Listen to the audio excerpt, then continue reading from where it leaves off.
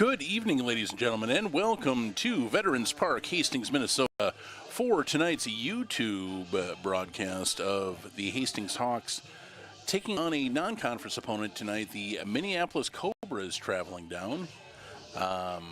State tournament team last year, I believe, so another good Class A test for the Hawks, who have a lot of their lineup, their main lineup, kind of in tonight, being June, so we're kind of getting into the heart of the season here.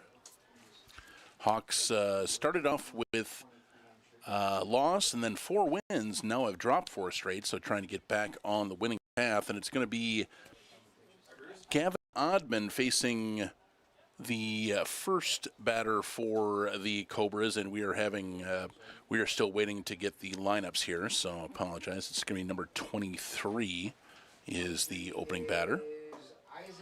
Behind the plate today says he did not go, and behind the plate today says he did not go, and he is correct in that. 1 and 2.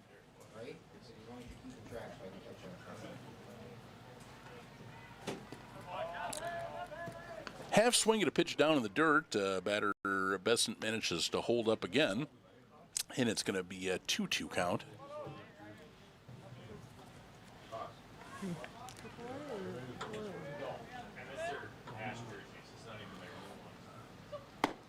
2-2 delivery is inside, so now after starting 0-2, Oddman falls behind to a full count, or actually falls even to a full count, I should say. Payoff pitch, breaking ball, breaks across the outside corner, strike called. So 1 away. Kind of a subtle punch out by the umpire there, so I was wondering if he was going to give him first base, although that it looked like it broke right over the heart of the plate almost.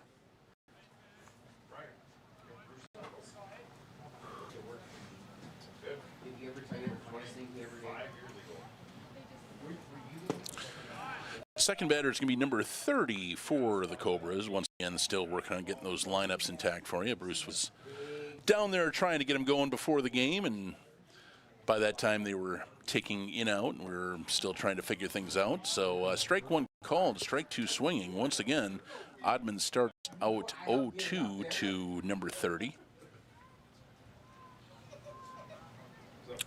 Right-handed batter. This may not be the best time for hitters to hit because got one of those situations. There's one chopped wide of third base. Kind of stay 0-2. We've got the pitcher shaded and a little bit of sun still in home plate. So these first couple innings may not be the best for batters to pick up the ball. So it might be a good time to attack the strike zone here. There's a chopper once again wide of third, 0-2. And this is Jordan Kozicki, the third baseman.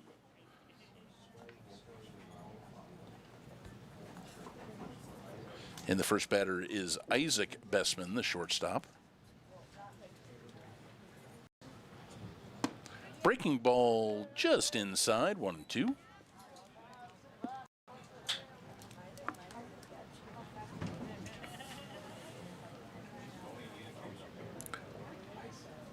We've got a new live microphone there as that ball is chopped to third base.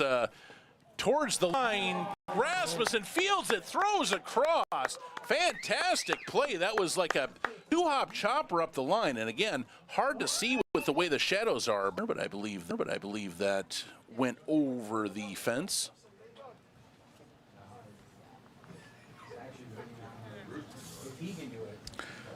Left fielder for the Hawks tonight, that is, I've got 2 right fielders written down. That is Cade Kimmis is out there on the field.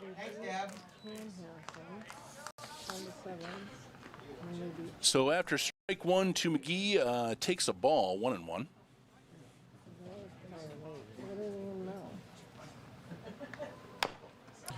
There's a little nubber up towards third base, and Rasmussen is going to try to let this one roll foul, but it will hit the bag and be a infield base hit for McGee.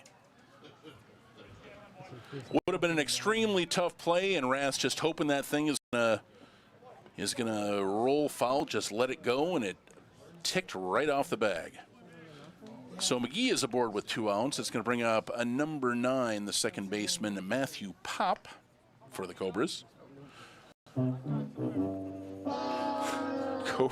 Cobras wearing a teal with black. It was San Jose Sharky, the Hawks in their gold and black. First pitch to Pop is inside for ball 1.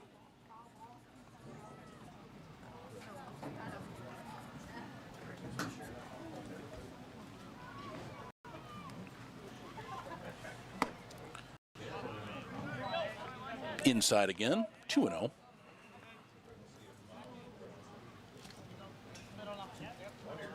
Batters, then that little infield grounder that ticked off the bag.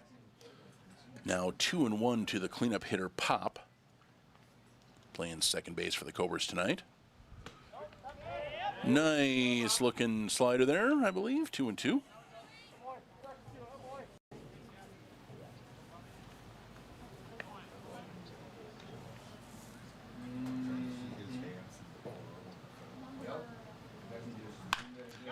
Two lined over second base and into right field for a base.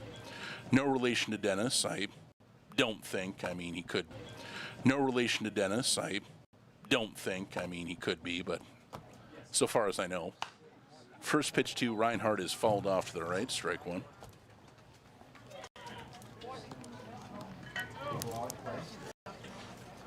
There's a foul ball brought to you by the Michael Person Insurance Agency. Hopefully you are hearing some more background, some ballpark noise. Hunter Pinky, the man for HCTV, has got us an extra mic, picking up some sound. I do believe I heard Greeter giggling earlier this inning, and that's a little flare, and that's going to land in play, fair ball. So that's going to score 2 runs. A little bit of bad luck there. It's one ball hit hard, but just the Cobra is staying alive, and just that is a little Texas League flare down the first base line from a right-handed hitter. Just went out and got it and dumped it into right field, puts 2 runs across, and it's going to be 2-0 Cobras after Odna gets the first 2 outs of the game. So Stephen Paulson, the catcher, going to be up next. Ball outside, snap throw down to first, and not in time. Reinhardt back.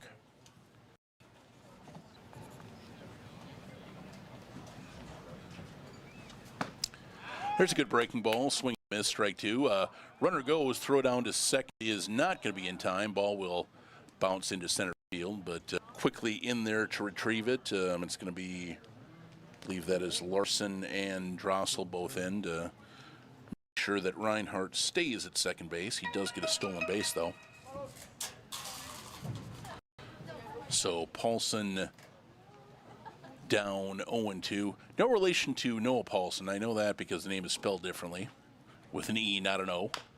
And that is chopped towards third base. Rasmussen has it, throws it across, and that'll do it for the Cobras in the top of the first. But they do stage a 2-out rally, put 2 across. We're through half an inning. The Cobras 2 and the Hawks coming to bat.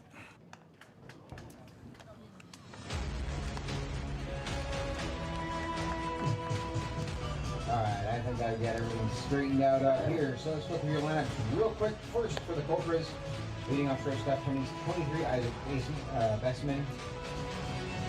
Batting second, 30, Jordan Kazicki at third base. First base is 15, Colin McGee. Batting fourth, number 9, second base, Matthew Pop. Batting fifth, the DH2, Mason Reinhardt. Batting sixth, the catcher, Stephen Paulson, number 32. Batting seventh, center fielder, number 9, Luke Koshaw. Batting 8th, left fielder, Noah Duran, number 18. Batting 9th, number 14, Nate Butler, and right field, and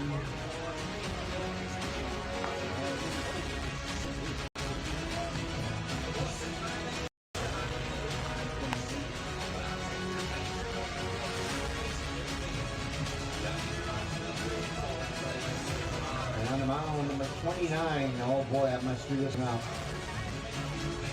Is it Kayakaka? Kayaka? Whatever. Kayakaka. Sorry. I should have asked you ahead of time. That guy, not pitching that guy. Leading up for the Hawks, second base 47, Dylan Larson. Batting second, 1, Nolan Drossel in center field. Batting third baseman 14, Kellen Rasmussen. The catcher, Johnny Teglin, number 10. 32, DH, Max Krebs, 12 this time. 37, Cooper DeSutter in right field. 36, Max Kaplan in shortstop. Number 7, Bennett Raffel, first base. And 26, Kate Kinnis. So leading off, number 47, Dylan Larson. All right, coming back at you for the bottom of the first inning. Hawks already down 2-0. Dylan Larson, Dylan Drossel, Kellen lead things off against the pitcher, number 29, Aikiaka Takada. Delivers the first pitch.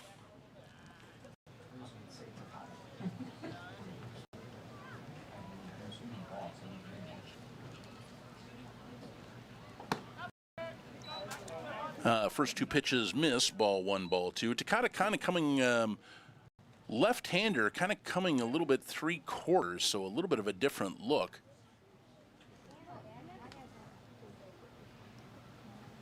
That one is outside again, 3-0.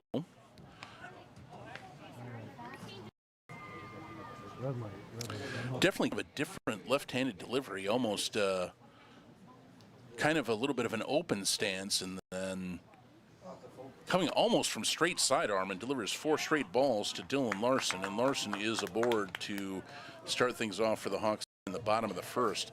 Hawks have been struggling on the base paths, as we said before. Lost their first game, kind of shorthanded Northfield, and then won 4 in a row, but now have dropped 4 in a row, including 2 big section games to Dundas and Meesville over the weekend, getting shut out both times. In fact, I looked it up, in 22 straight innings since the Hawks have pushed a runner across home plate. So let's see if Nolan Drossel can change that up here a little bit as he takes ball 1 outside from Takada.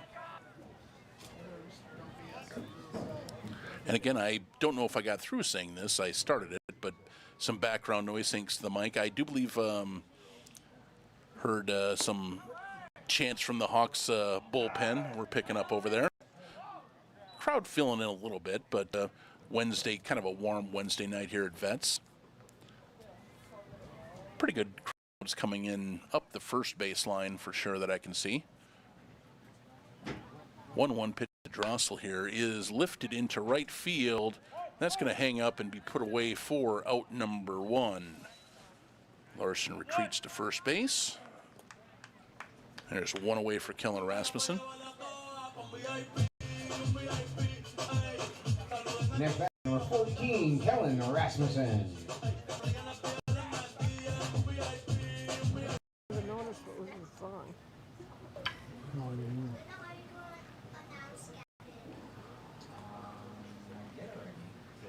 First pitch to Rasmussen, outside, ball 1. Thanks once again to Hunter Pinky out here helping us again tonight, and devoting a lot of his time to helping get this broadcast set up as we transition into the YouTube era here. Runner goes, throw down to second base is going to be wide of the bag, and Larson slides in safely. So runner in scoring position now, 2-0 to Kellen Rasmussen, third baseman. A couple of nice plays in the field, but that grounder that tagged the bag with 2 outs in the first opened things up for the Cobras to push 2 across. That is up high, 3-0. 2-1, excuse me. We was a little bit behind on the count, so 2-1 to Rasmussen.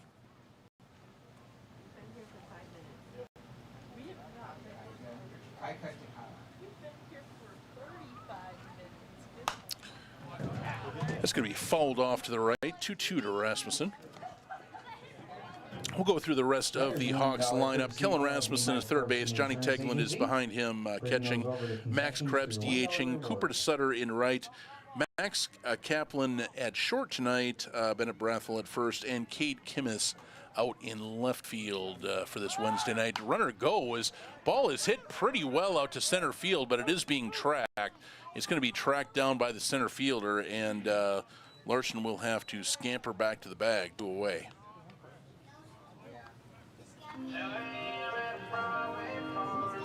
It's going to bring up Johnny Tegland. Rasmussen got a pretty good wood on the ball, just got underneath it a little bit and lifted it. Catcher Johnny Tegland. Lifted a little bit rather than driving it towards left center field, and the center fielder, that is Luke Crawshaw, was able to down.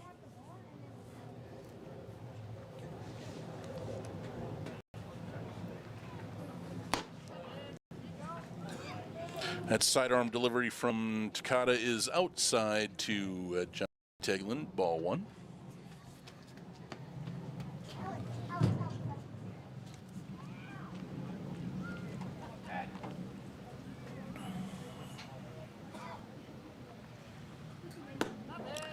It's going to be down and away, 2-0.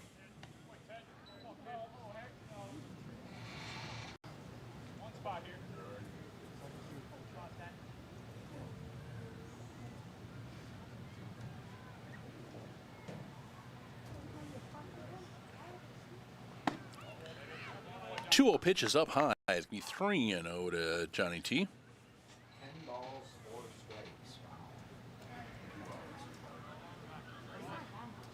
There's 2 of those strikes, the ball is breaking away. When you put a ball in play, it counts as a strike. And 3-0 pitch, Johnny taking all the way right down the pipe, 3-1.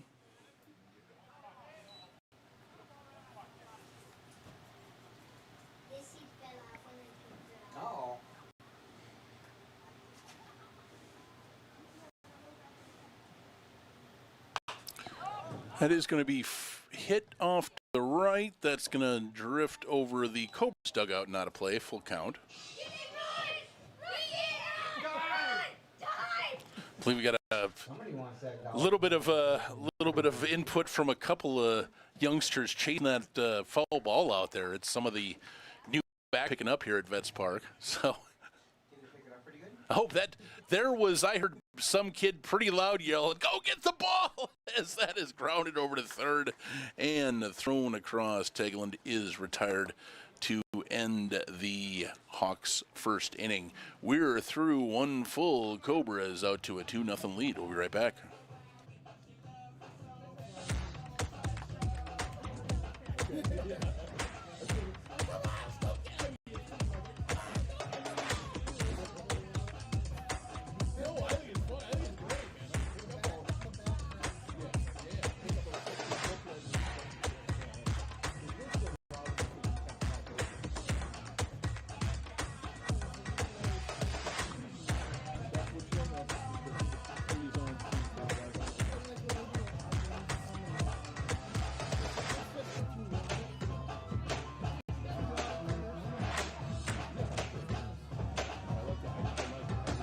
I did forget to tell you who's pitching for the Hawks.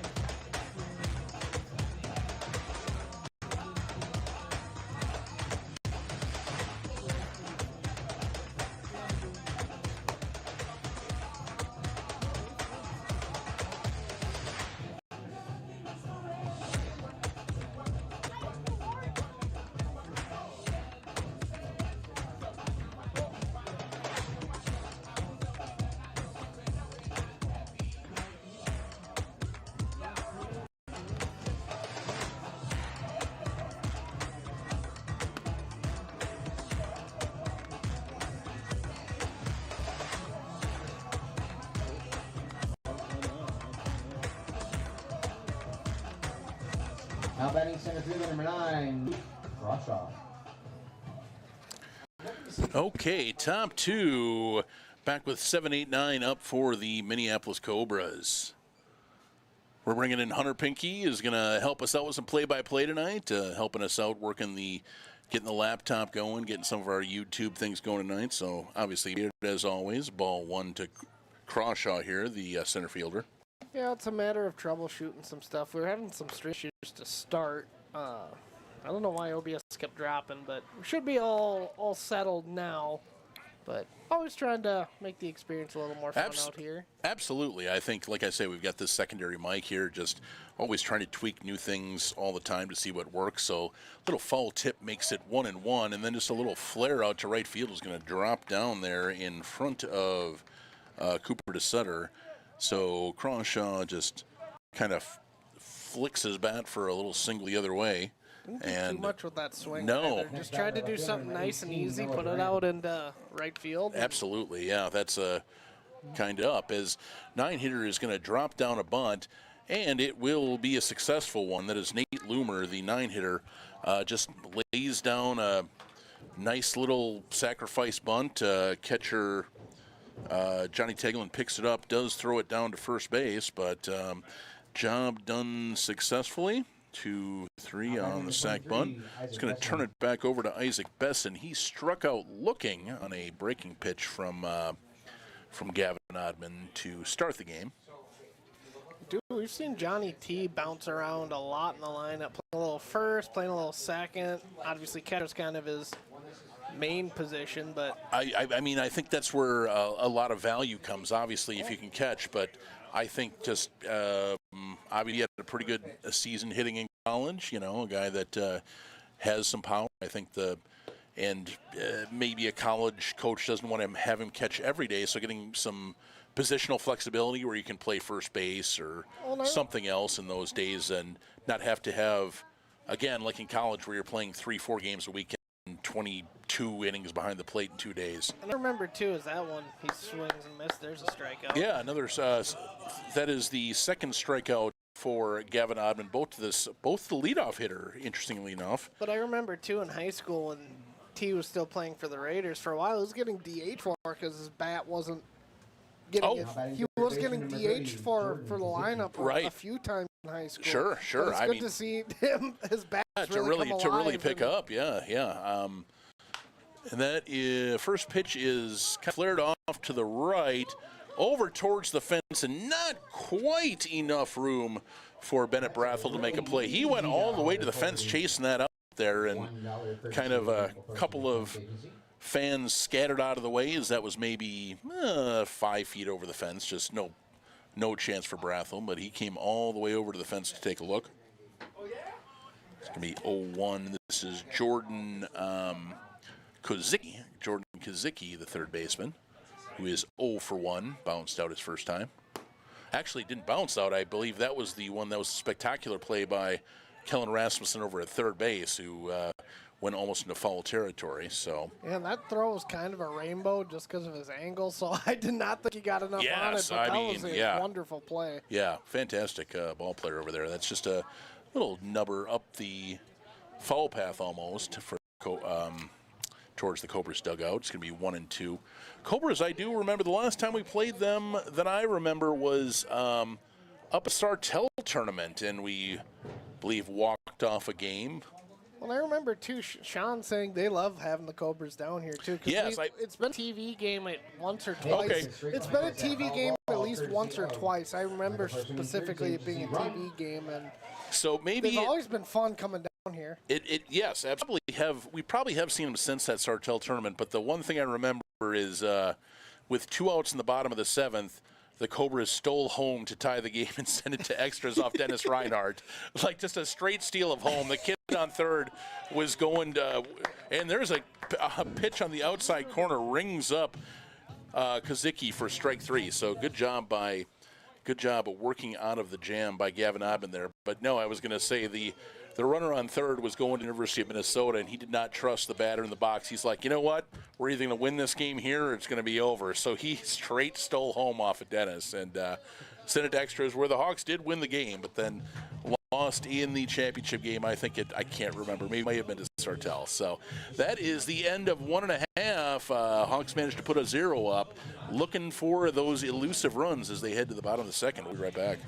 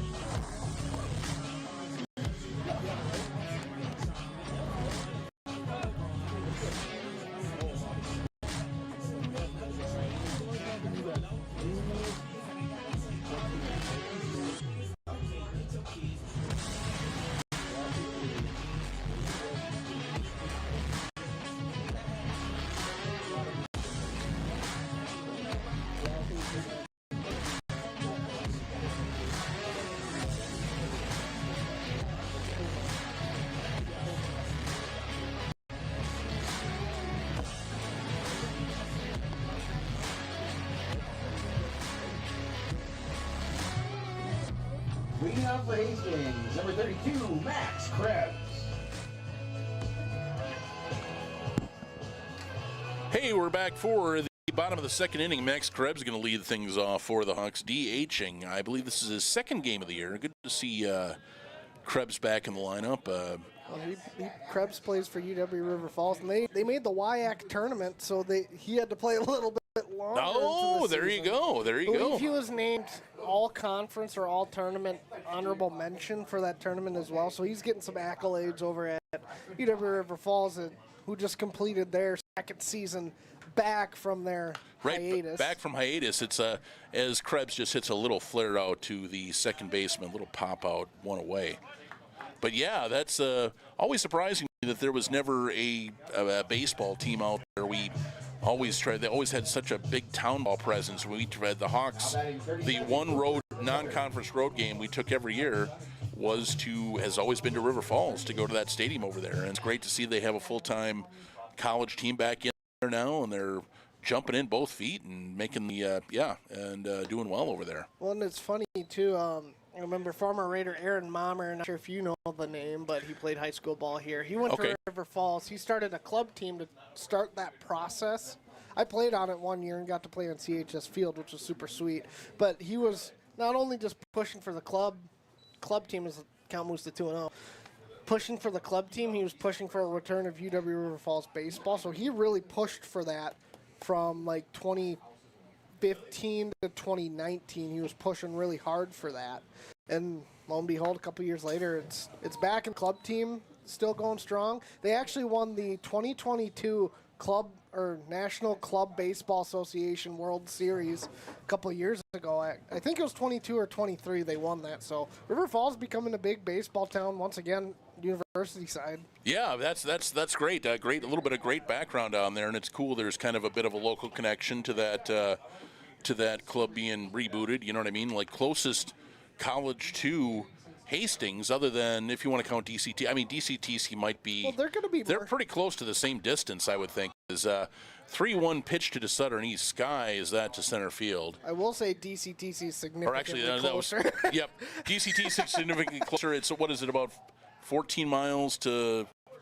But I've heard they're going to be rebranding soon. I've heard Inver Hills and DCTC are completing the merger. It is Minnesota Valley. It's like Minnesota Valley College. My friend Adam, shout out to Adam if he's listening tonight, who is a professor at Inver Hills, said he's like, Minnesota Valley. Minnesota had to be in the name, he told me. So he's like, I don't know why.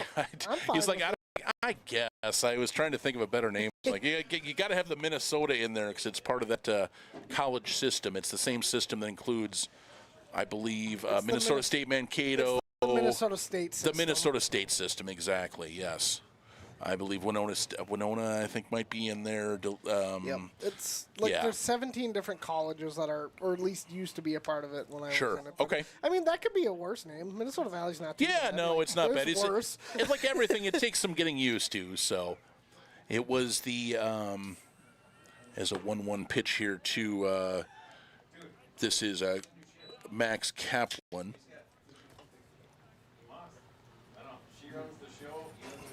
And Kaplan, his first game back after his freshman year of college. Little foul at the plate, 1-2. Yeah, Kaplan guy I've really been interested to see. He's the freshman out of Park of Cottage Grove last year. Played after his senior year quite a bit of shortstop for the Hawks. And Did he play any Legion ball? I don't. He may have. I think. I'm not sure if he did. He may have been. He may have been doing both. Yes, he was with St. Paul Park. But I was, as far as like a high school senior playing in the CCVL at shortstop for a team, I was pretty impressed with the way he performed last year. Hit really well, especially like the work at shortstop. Some development there, to be had. But definitely his bat was the more interesting thing about him last year, as he takes outside 2-2 from Takata. Sorry, Hunter, go ahead. You're good. But realistically, if you can play shortstop, you can play any position on the field. Oh, absolutely. Yeah, like, exactly. Maybe not outfield because some people's brains aren't wired for the angles and the tracking in the air, but you could play really any other infield position if you play short. And that is inside 3-2. But if you're a good enough hitter, they would probably teach you to play left field if you had to. You know what I mean? Like, Well, and I was working the St. Paul Saints game today. Royce Lewis has been on a tear, but they played him at second base today for the Saints. Sure. And he had a grand slam today, too, but he's one guy that's kind of getting thrown around the infield. And, again, he came up as a shortstop, so that just shows his, obviously, him moving to third, getting a little first reps, now playing second. You know, that, you know, it's a shortstop, again, really can go anywhere. Right, exactly. That's what we always say. You know, they always have the joke when they have the amateur draft for Major League Baseball. Like, why draft another shortstop? It's like, well, if you're drafting a high school player, as that one's fouled off to the left, full count to Kaplan here. If you're getting drafted out of high school to the major leagues, you are either a pitcher, a catcher, or a center fielder. Or, I mean, a pitcher, a catcher, a center fielder, or a shortstop. You know what I mean? No high school first baseman's getting drafted. It's going to be a guy that's the best player on the team, so, you know, playing that. Oh, and strike three called on Kaplan there. He was trying to throw his bat towards the dugout and go to first base, but umpire says no, and the Hawks go down in order in the bottom of the second inning. We are through two complete. We'll be right back with you. 2-0 Cobras.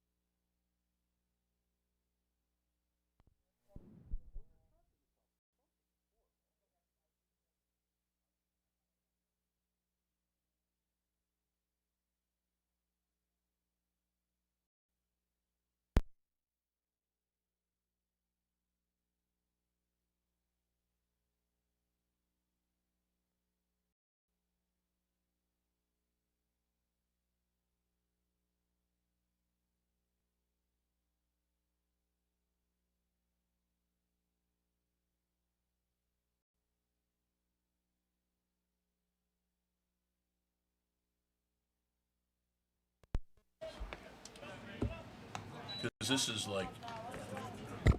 Okay. Hey there, back top third. We're trying to determine some things. We don't know the charger for the laptop we're trying to find here. So our laptop is running low on battery, and I don't know if we're looking for a plug-in for it here. So if this feed goes away, that is what is happening, as it's 2-2 now to Colin McGee. There's a little chopper right back of the hill. That's going to be flipped over to the bag by Oddman. One away. Yeah, apologize once again. We're still figuring some stuff out here, trying to figure this out as we go.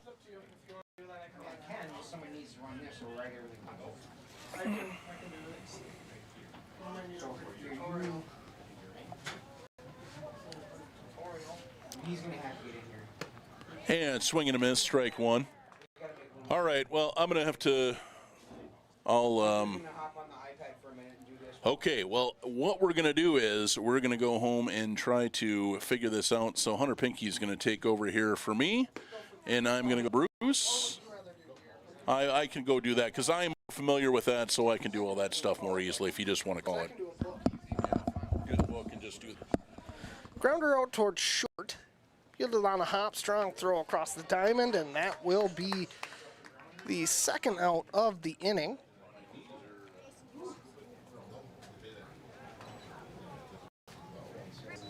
Now batting number 2, Mason Reinhardt. That'll bring up Mason Reinhardt, the DH.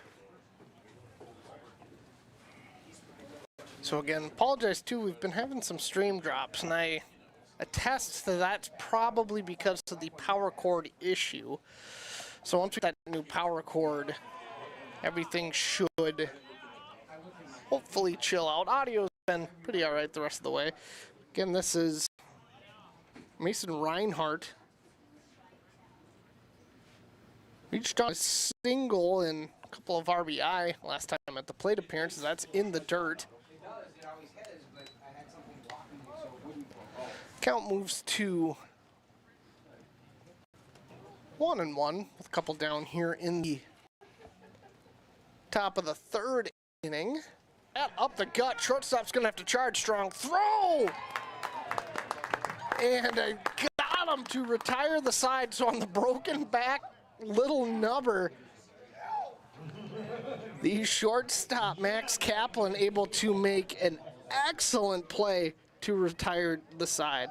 So with that, the score remains 2-0 in favor of the Minneapolis Cobras. We'll take another break. We'll be right back.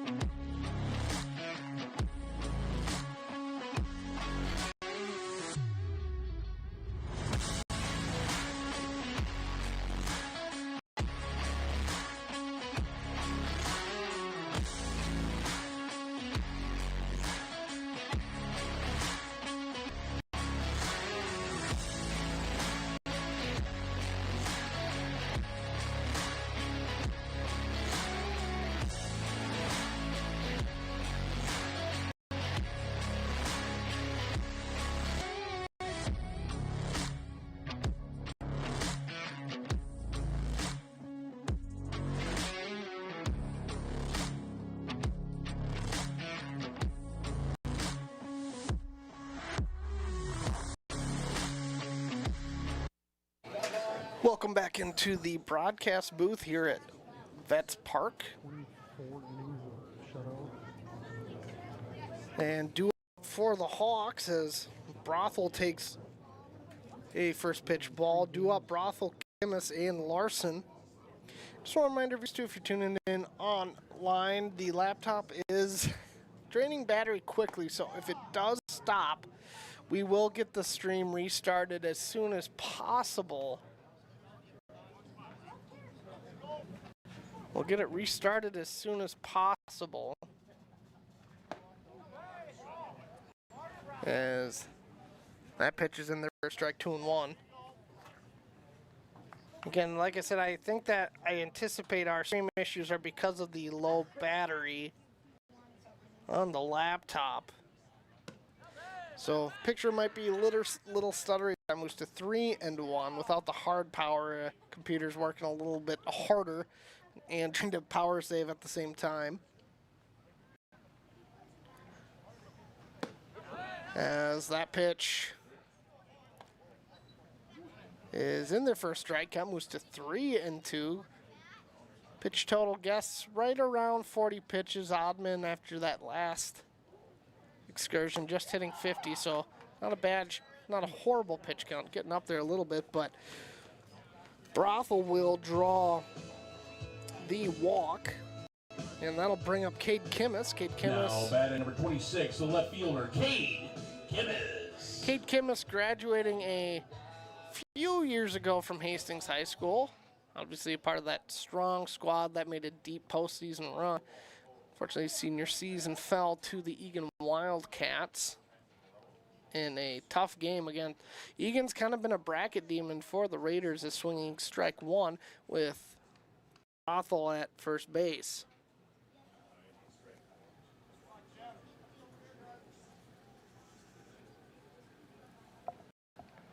So 0-1. Now here's the pitch.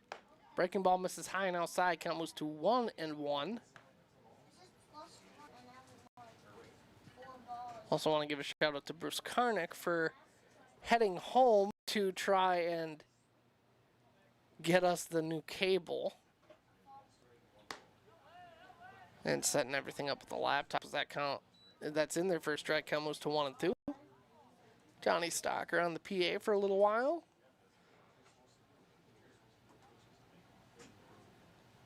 Again, kind of figuring as we go. 1-2, one runner on here in the bottom of the third inning. Pitch misses high. Count moves to 2-2. Cade Kimmis out in left field tonight. Last time, well, not the last time up. This is his first plate appearance of the evening. That's hit down into the right field. As bobbled by the right fielder, but quickly corrals it. So Cade Kimmis has his first hit of the ball game. I believe he's playing at Gustavus.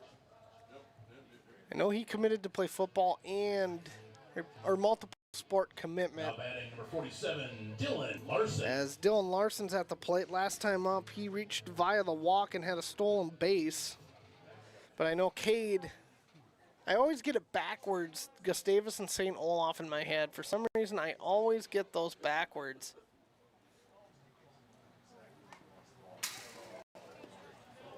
As that's fouled back towards the fence.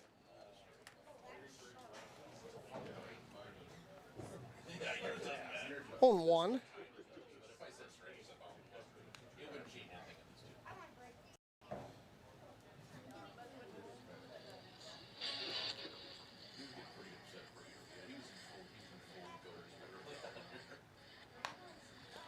That's grounded back up to middle, checks third, throws over to first and off the glove. Runner's gonna head home and he will score. So the Hawks get one back and narrow the gap to a 2-1 lead in favor of the Cobras. That one was one of those borderline, is it an error? Is it a... Now batting number 1, Nolan Drussel. Is it a hit? But that allows Cade Kimmis to move up, so we got a first and third situation with no one out. Runner goes, strong throw down, runner takes off, heading for home. Doesn't get the tag, but that stolen base allows a run to come across. So we got a tie ball game from off that stolen base.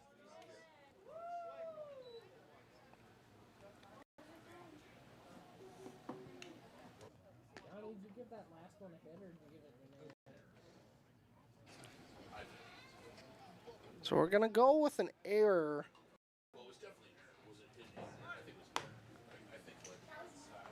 I was wondering how close the play was. That's why I was kind of debating if it was an error or if it was a base hit.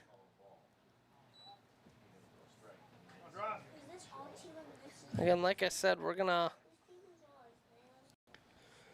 try and get everything reset once we have that power cord, as that drops a good bunt down and fortunately just takes a nasty kick off the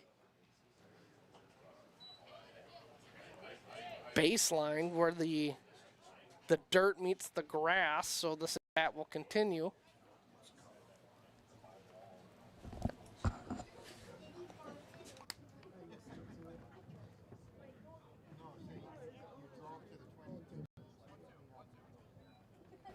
Oh, and 2 count here.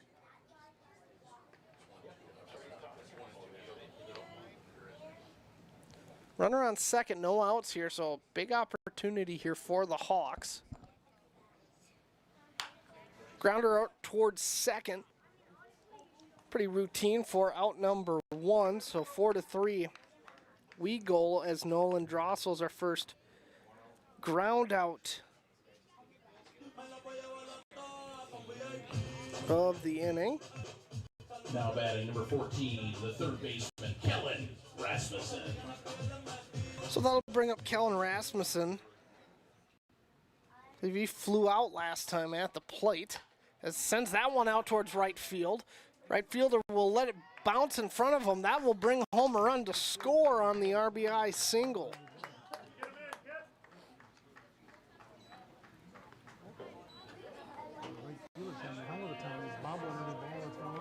So the Hastings Hawks have their first lead of the ball game. Now batting number 10. Here in the Johnny bottom of the Tegland. third, as that brings up Johnny Tegland, a.k.a. Johnny T, grounded out to the third last time up.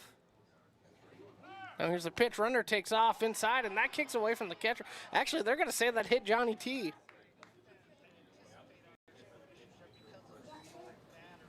So no stolen base for Kellen Rasmussen. That will just be a hit by pitch.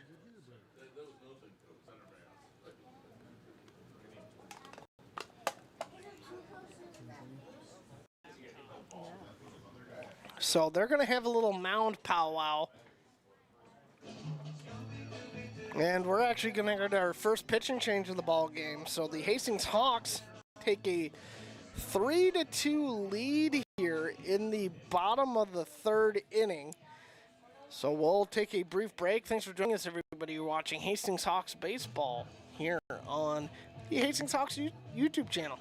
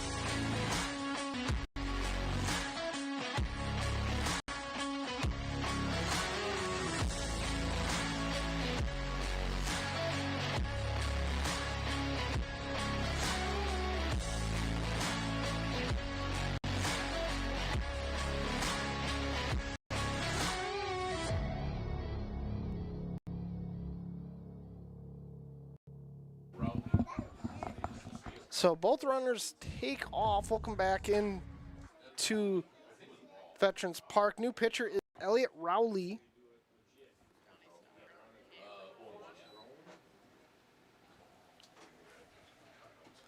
So new pitcher Elliot Rowley. First pitch is in there for a strike. Both runners will advance on the stolen bases.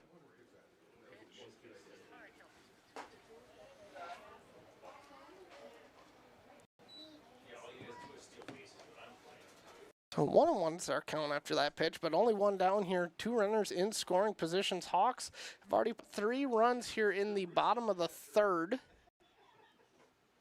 Now here's the pitch from Rowley. That one misses low in the dirt. 2-1.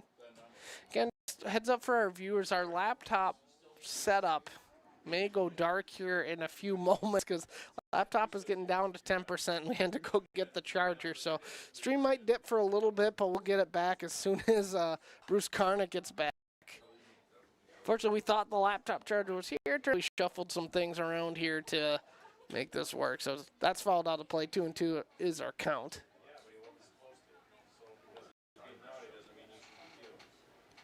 So 2-2, runners on second and third. Here's the pitch. That one misses high. And Max Krebs will draw a walk, so the bases are now loaded here with only one down here. Oh, only two, never mind.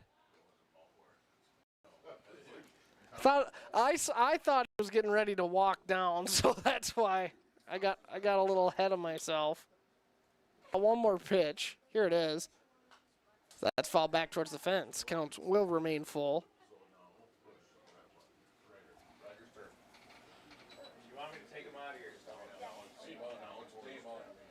So full count.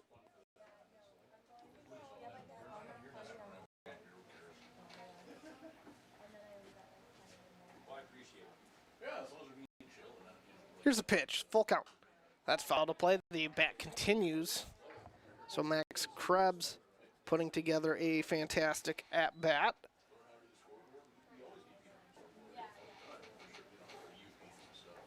Again, always, from when I played, quality at-bat was typically 6+ pitches, so making them throw early to the new arm on the mound, Rowley. Left-handed arm. Here's the pitch. As that's fell down the line, as I believe that was Evan Kren trying to make a play at first base coach.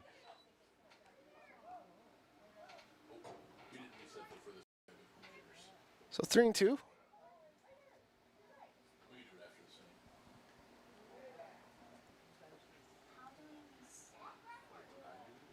Now here's the pitch.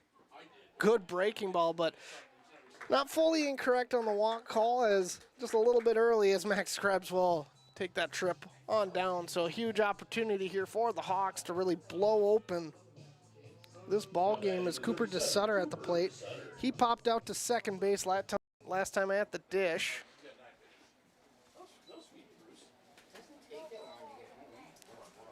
The longer part was the dog. She was not happy that. So DeSutter, first pitch. That one misses. Count move to, I believe, 1-0. One ball. Bruce just got back with our Chargers, so thankfully 7%. So thankfully our stream will no longer go dark. So thanks, Bruce, for making the quick errand run back to his house to get the charger. Also got to give Bruce a huge shout out for putting the, we have a little wall mount for the camera now that just will be flown out the window. So obviously TV, we're loaning a camera throughout the summer, and as he's swinging strike one, count moves to 2-1.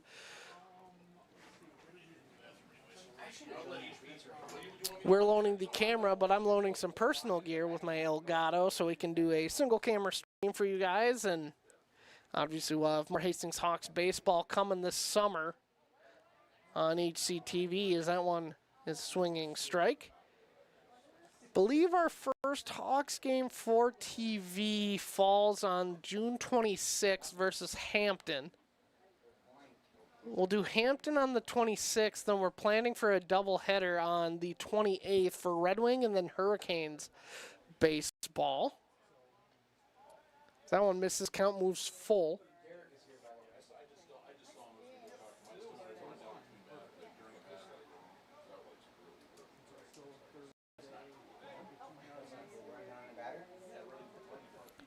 Here's a pitch, that's fouled back. Bruce, I didn't have any foul balls. The count doesn't change, but somebody's wallet does. $1 courtesy of the Michael Thorson Insurance Agency. Dude, I was thinking about that, and I'm like, literally, if the thing, if we had a So foul 3-1. that's full ball courtesy, that thing Bruce was saying, because I don't remember his name. Or 3-2, excuse me, that's fouled bad. Another long at bat. They're really making Rowley work.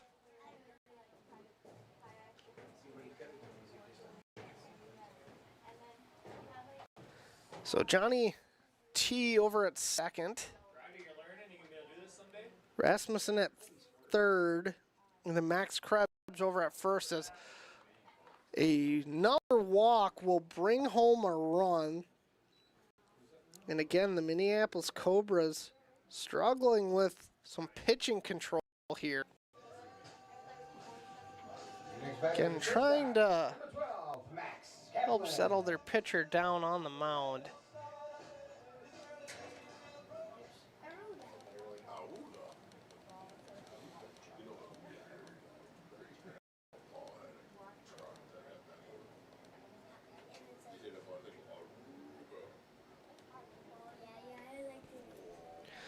That will bring up Max Kaplan. Backwards K on the ledger for him last time up. Rocking the number 12 today. That's not his usual number as he gets drilled. And there comes another run into score. So the Hawks have put up 5 here in the bottom of the third, and we've officially batted around. Here's batter, first baseman, number 7, Bennett Brathel. That brings up Bennett Brathel. He reached on a walk and came around to score earlier this inning. Got him to chase on that one. Comes to 0-1.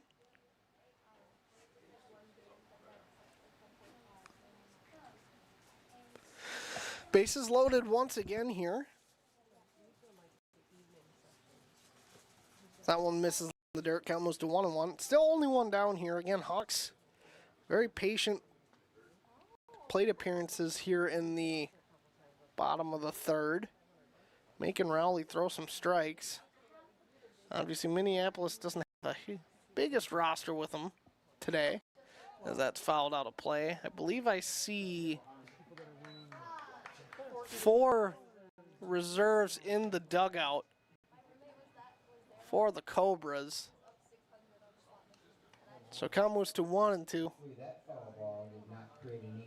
Obviously, Johnny was talking the uniforms a little bit, kind of, and he gave the San Jose Sharks. My brain went to the Jacksonville Jaguars, not the San Jose Sharks, for these uniforms. They're very early 2000 Jaguars to me. David Garrard days at quarterback for the Jags. Well, Maurice Jones-Drew, too, probably at that time. That's fouled back towards the fence.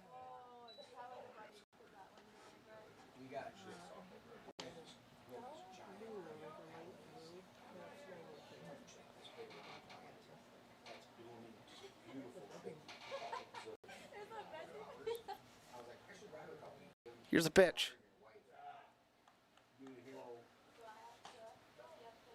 That one misses. Count moves to 2-2.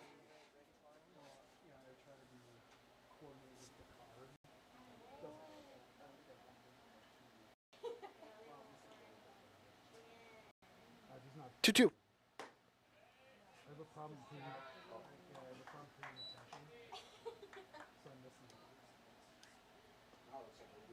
So full count again, in danger of walking another run home.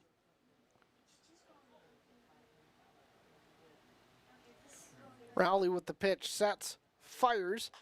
That sent sky high towards right field. We've seen a couple of struggles over there in right. Makes that catch, runner will tag. Thought about it at first, will retreat, but a couple of runners do advance as Brathel with a sac fly out to right field. We'll get an RBI on the scorer's book. Now at number 26, left fielder Cade Kimmis. So that'll bring up Cade Kimmis. He reached on a single.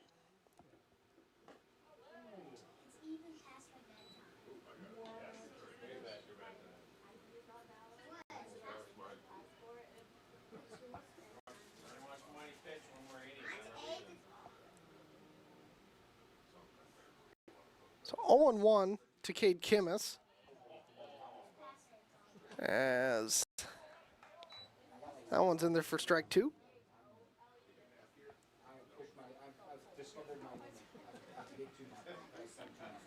So 2 down here. Breaking ball, tried to clip that inside corner. Nothing doing. Count moves to 1-2.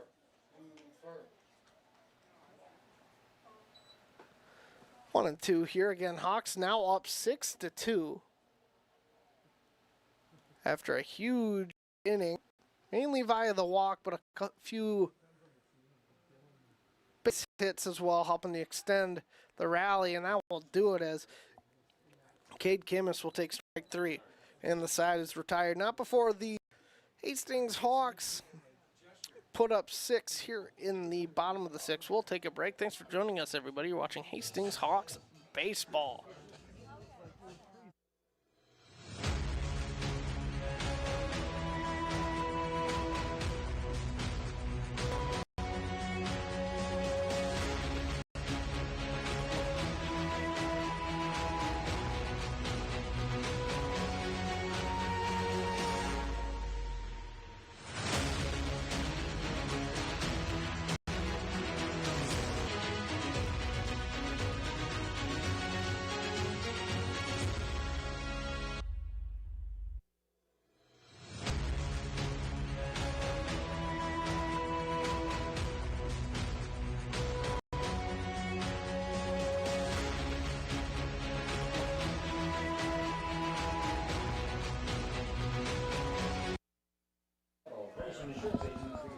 So welcome back into Vets Park. 0-2 count to the hitter Stephen Paulson, who grounded out last time at the plate.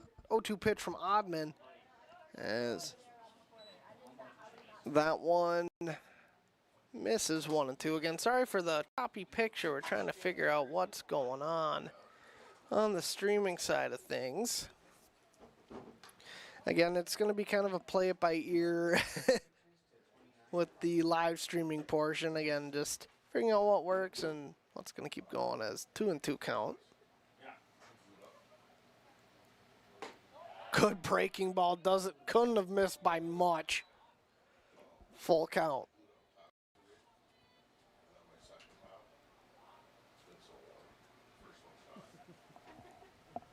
Now here's the pitch. That's sent foul out of play.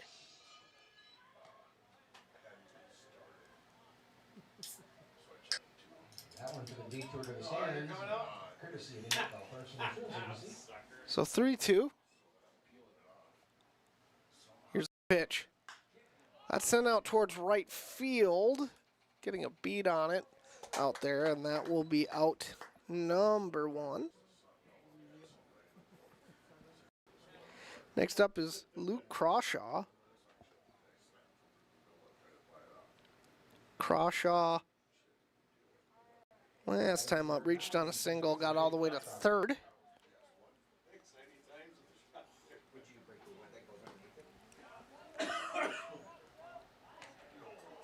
That pitch misses, count moves to 1-0.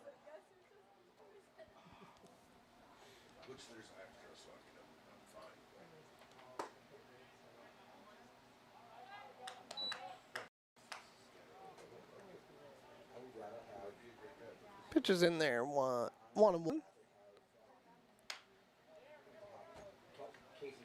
So that pitch is sent out towards short, fielded on a hop, strong throw. That will be out number 2. So Hawks looking to get back in the batter's box quickly here.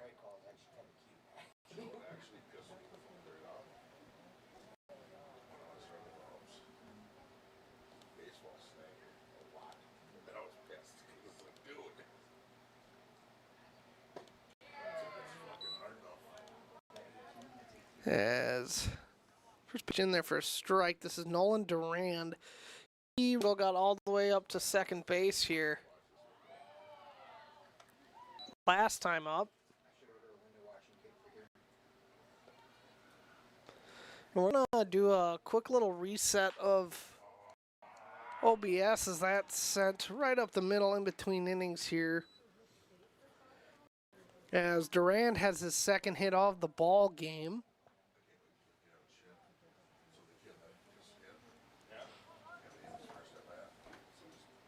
Now batting 14, Nate Lutner.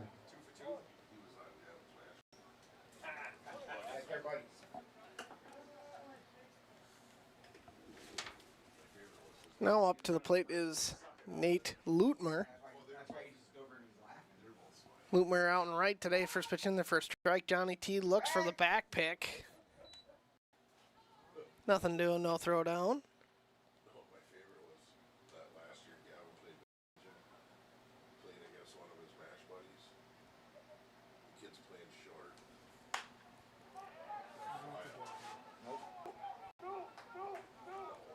As that one's sent out towards right field. down for a base hit, and will allow Duran to move all the way over to third base. So the Cobras getting a little bit of a rally here in this game. Now that'll bring up Isaac. That'll bring up Isaac Besseman.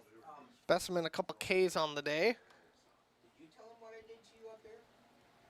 So here's a pitch, swinging strike. Count moves to 0-1.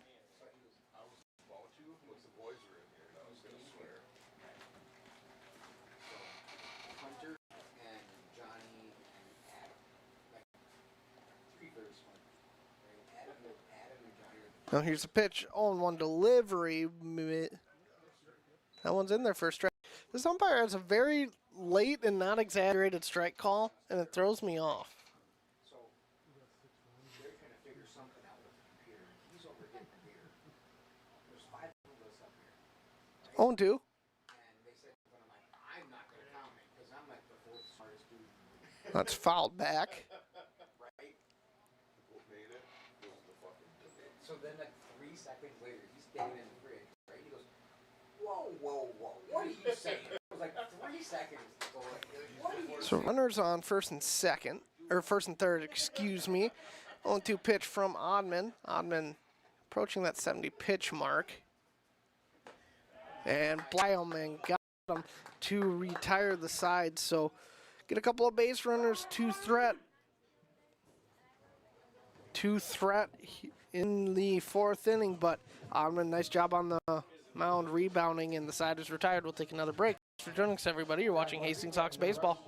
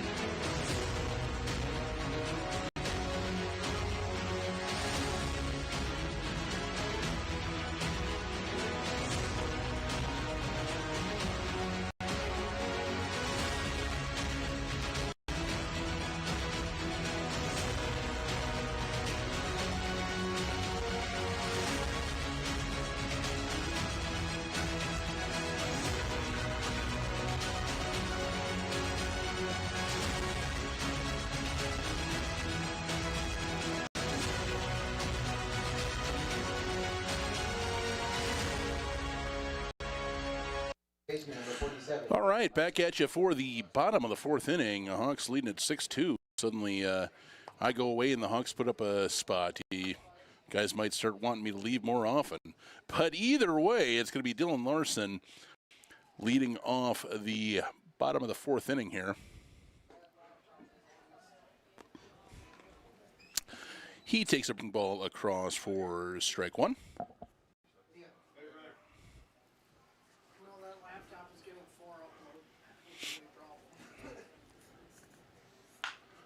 And that one is shot towards third base. It's going to be past him. It's going to be a solid base hit single for Larson.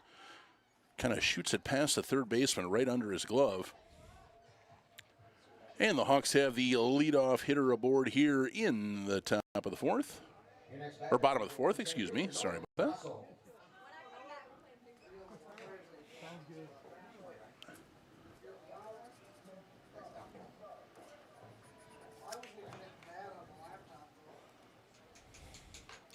And Dross drops a bunt, but I think he cut his hand, so... he bunted off his own face. That's what happened there. It looks like he got him, may have gotten him right up in the eye. So it wasn't an attempt at a sacrifice. He brought it out last second and tried to drag it down the first baseline, but just, like you say, got underneath it, and it got up and hit him. I believe he was still in the batter's box at the time, because if he wasn't, he would be called out if it was in fair territory.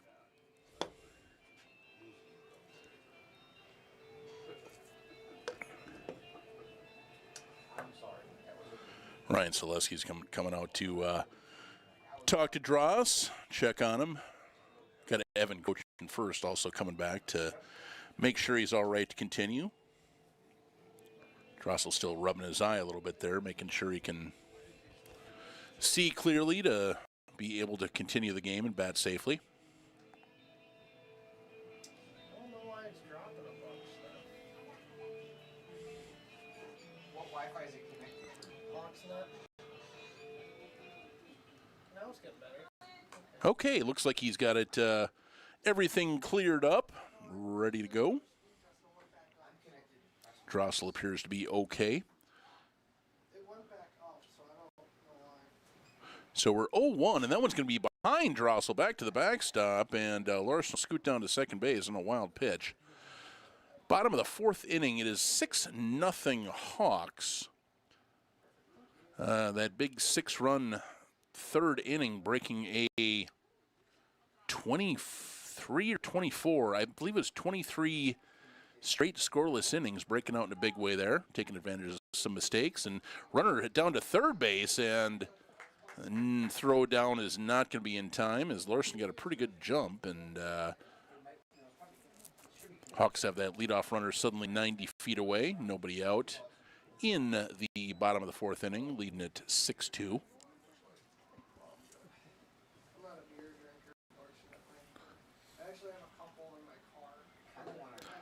And swing and a miss, missed over the top of a off-speed, looked like. Did Drossel, 2-2.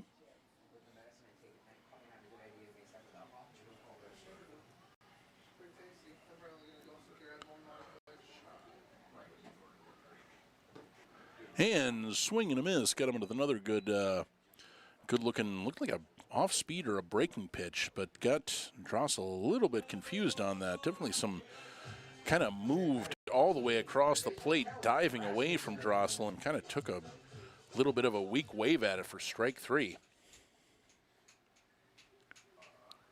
So one away, runner still on third base for Kellen Rasmussen. Little kind of tried to check his swing, but went through for strike one.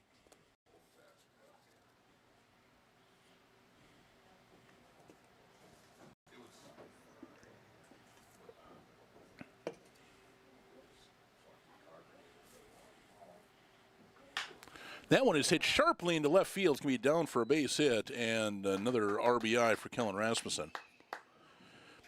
Continuing his very solid hitting to start the year for the Hawks. Larson comes home, and it's 7-2. Number 10, Johnny Keglin.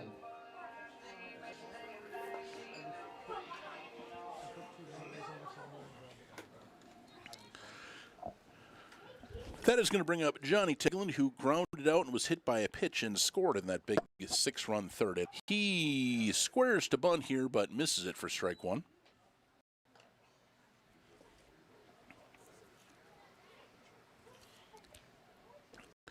Hawks, you see him squaring to bunt a little bit more after having so many innings where they just, 2 games where they just couldn't get anything across.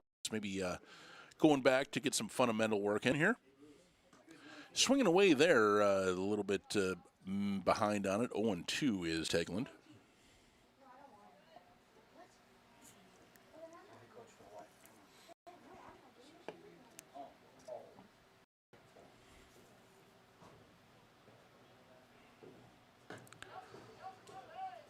Oh, 2 just outside. Good leave by Johnny T there as that misses out of the zone. 1-2.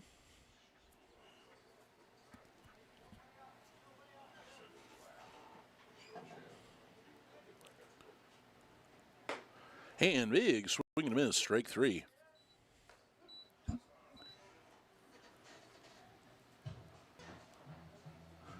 Second strikeout of the inning for the pitcher rolling.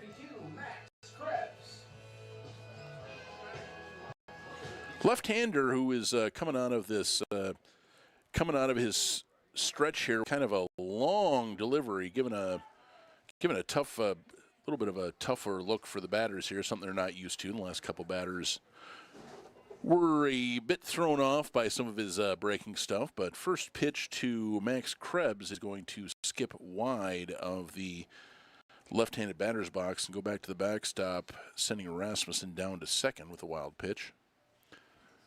So one in already for the Hawks here in the bottom of the fourth, leading at 7-2, and now another runner in scoring position. See if Max Krebs has a 2-out RBI in him. That one is peeled off to the right, strike one.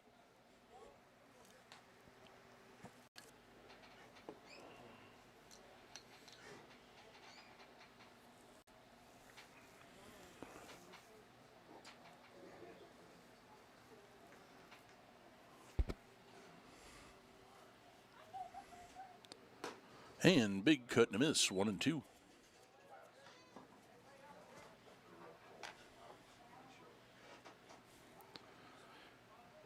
I think Krebs' eyes got a little bit big there. He went out of the batter's box, shook his head to himself, felt like he should have had a pretty good, made pretty good contact with that, as that one's down and away, and Rasmussen just had a great jump there. Will scoot down to third base, stolen base. No real throw even from the catcher. Nobody was holding him on, and Rask got a good jump and took third standing up. So a wild pitch away now from another run, as that one Krebs just gets a piece of to shoot off to the right, kind of diving down and in on his hands. I think it was a good job by Krebs to get a piece of that one there. Nasty looking break on that thing.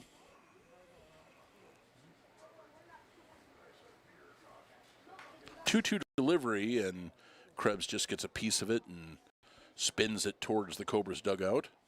Yet another foul ball.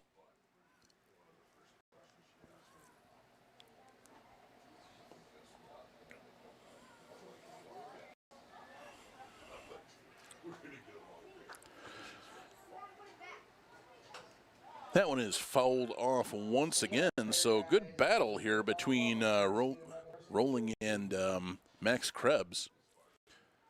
Yet another run 90 feet away for the Hawks, already leading sixth. Settling into a beautiful night of baseball. It's down to about 80, no humidity, sun's down, bugs aren't too bad yet. It's a absolutely gorgeous night here at Vets Park to stand around and watch a ball game. So if you're listening to this somewhere and you're only a few minutes away, hey, come on down and grab a beer and a hot dog. Watch the end of this thing with us.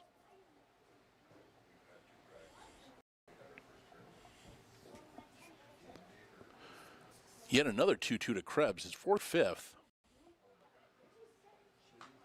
And he fouls that one back again. How many pitches does this AB, Bruce?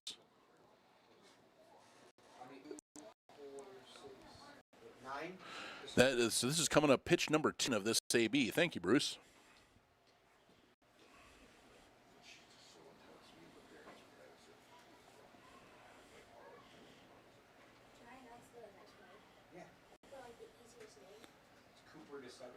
Another 2-2 to Krebs, and he fouls that one off.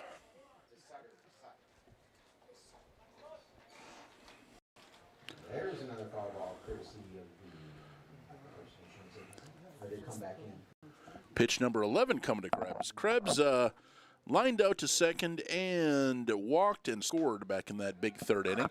That is hit out to center field, gonna hang up there and be caught by Luke Crawshaw for the third out of the inning. So Rolling eventually wins that battle with Max Krebs, but the Hawks push one across. We're through 4 complete, 7-2 Hastings. We'll be right back.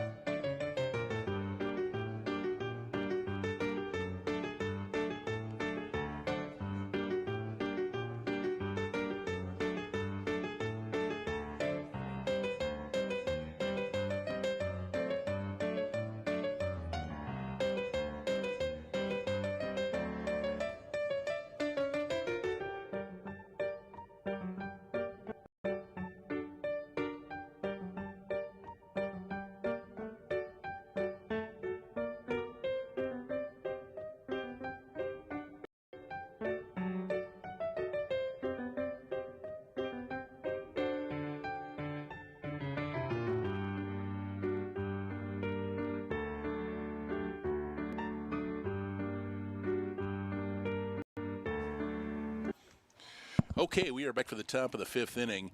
Slight change to the lineup. We talked about Nolan Drossel, who bunted and kind of caught himself up in the face. He has now been removed from the game. We've got Keen Sheehan is going into his spot, will be the 2 spot in the lineup. He'll move over to right, and Cooper DeSutter will move to center field. So a little switch there as ball 2 from, it is still Gavin Oddman will go over the batter's head, 2-0. So hopefully Nolan's okay. Yeah, I wasn't here for that one, but again, not the first time I've seen that. That's why you. Yeah, he was just trying to drag a bunt down the first base line and just kind of got under it, and it looked like it may have caught him right on the chin, and didn't go down, but he was kind of standing hunched over for a little bit there. Did finish his at bat. Yeah. And eventually did strike out to end that at bat. So, and it's going to be a 4-pitch walk to number 30, Jordan Kasicki, to lead off the top of the 5th inning. That's why you practice bunting too, unfortunately, especially when you're trying to drag it too, just because you're a little off guard, you're not going to have as much control. Oh, absolutely. Drag it. Yep. I remember a kid I played with in my youth days. He had a broken nose. He bunted one up right into his nose and broke his nose in a middle school game, which was not good to see. Yeah, no, I mean, it's always we were down in Dundas, and we had an ugly scene down there. I was down there last Friday. We weren't broadcasting because we're still working on this, but Dundas player unfortunately took a line drive from Johnny Tegland right off his cheek, like a hard line drive. He went into surgery apparently for a fractured orbital bone, and we're hoping he's going to be okay. Dundas is back here this weekend, and certainly we'll be asking their manager, Ludwig, for an update on that player. We, hope best wishes out to him. Have you ever been to Wade Stadium in Duluth? I've been by it, but I've never been inside it. I was talking club ball earlier, but we were playing Superior up at Wade Stadium. Sure. And it's a pretty stadium. The turf is nice. It's very historic. But the problem is the backstop is all railing. Okay. It's metal railing, so the catcher for Superior the night of went back to make a play as that pitch misses for a ball. He went back, made a play, and he slammed and it's elevated too, so it was right at face level, the railing. So he went back to make a play and slammed his face. EMTs had to be called, and game got canceled actually because of that. And that's that's just one of those things. It's at least with the chain link fence, you kind of can bounce off a little as another walk is drawn. Yeah, it's that is, I believe, 8 straight out of the zone for Gavin Oddman here as we get back to the game. Both pitchers starting to struggle with control. With Rowley, I believe it was. I believe so. Yes. Rowley and Oddman. Yep, we had the first pitcher of the game. Takada, I believe he pitched around 3 innings. That was about the time. I believe he went out early in that 6-run 3rd inning as another one wide to Pop. That's 9 straight out of the zone for Gavin Oddman here. I think, I'm a little surprised Johnny hasn't gone out to at least have a chat with him.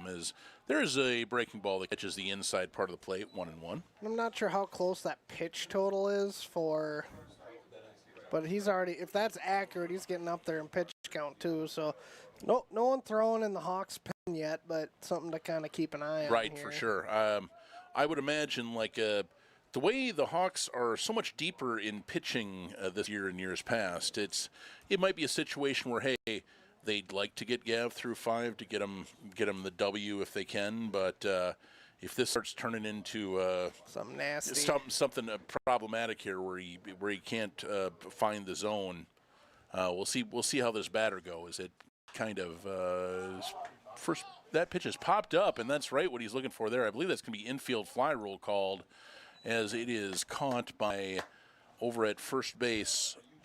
That is Bennett Brathel over there. I believe first and second, nobody out. That infield pop-up usually constitutes an infield fly rule, but we'll write it down as a... Speaking of bullpen, we are getting some activity over in the bullpen.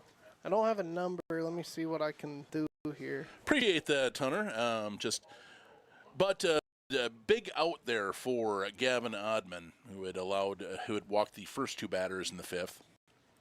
after the Hawks have staked him to a 5-run lead here in the middle of this ball game. That might be Mr. Zach Simon as he just threw one onto the warning track.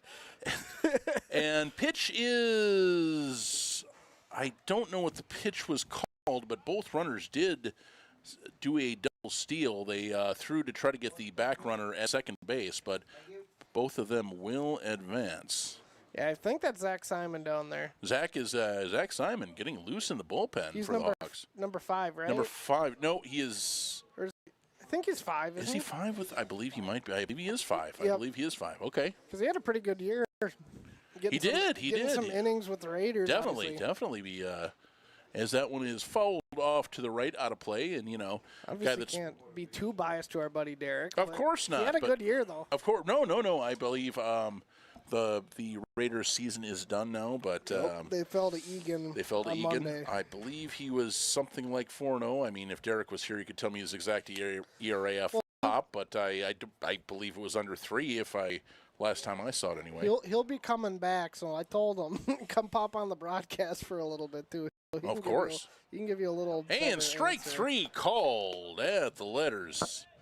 As Reinhardt watches that one go by, it's a little bit of a high strike, right about across where it said maybe the bottom of the Minneapolis across his chest, about nipple high.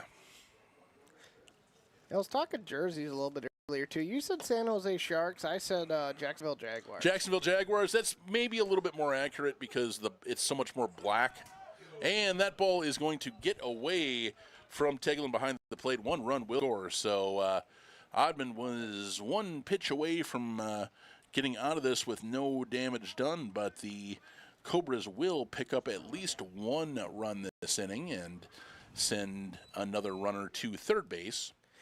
Still 2 outs here in the top of the 5th inning. Yeah, not too concerned there. Getting those 2 outs was big for Oddman Yes. too. Yep. First and second, nobody out. You're like start worried like if things are going to spin out of control, but came back and big pop up and to get that first out, and then gets the strikeout. 2-0 cut and a miss from that is Stephen Paulson, the catcher. 2-1.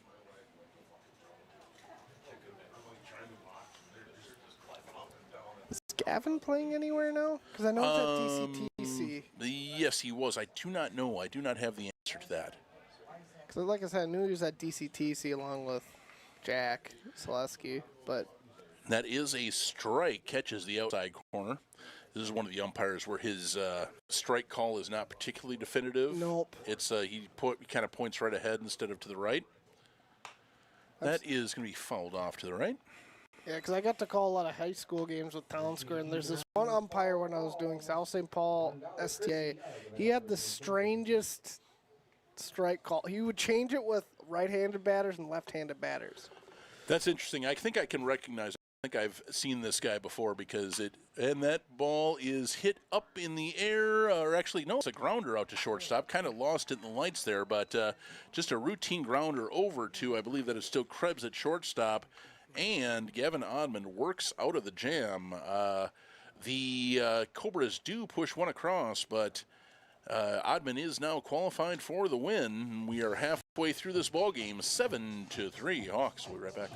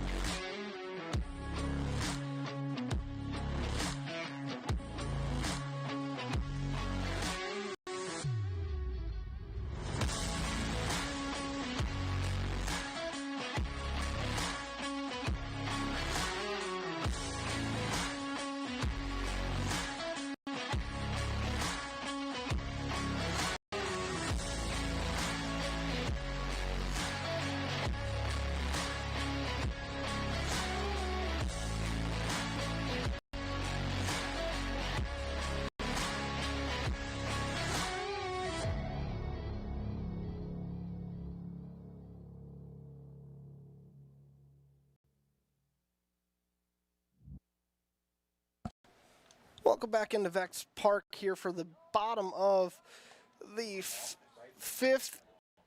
We have a new pitcher on the mound, Van Tellier.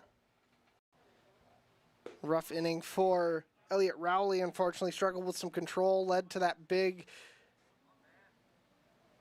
6-run inning earlier. Now here's the pitch, 1-1 count. Got him to chase. Comes to 1-2, and at the plate is Cooper DeSutter.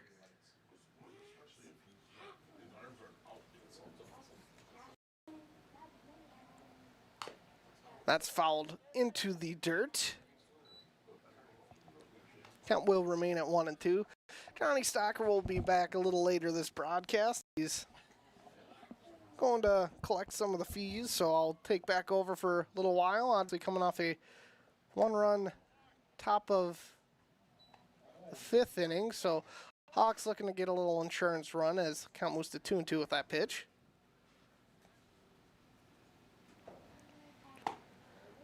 That was a good location for that one. Count moves full. I thought that was pretty close. So 3-2 count. And that one will hit him. We've seen a plethora of hit batters in this ball game. This will bring up Max Kaplan. Number 12 for the Hawks, Max Kaplan. As we had a little guest announcer for that one, did an awesome job.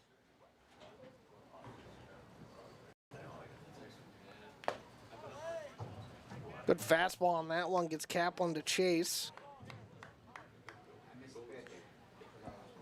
So that one with the swinging strike. Kaplan struck out and was hit by a pitch so far in tonight's contest. After that one moves to 0-2.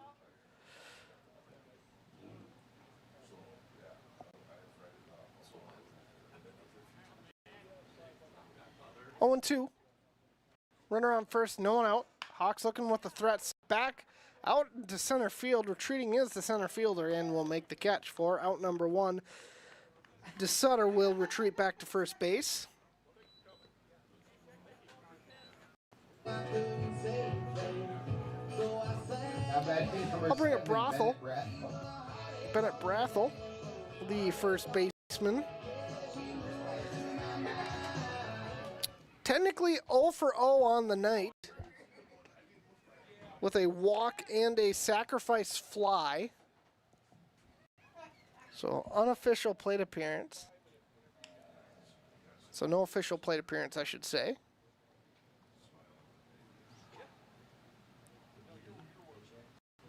Tellier sets and fires. That one misses 1-0.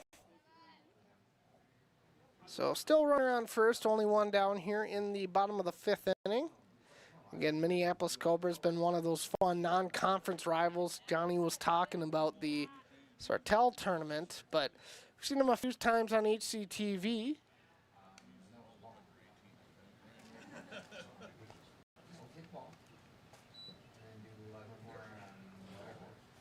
So 1-2.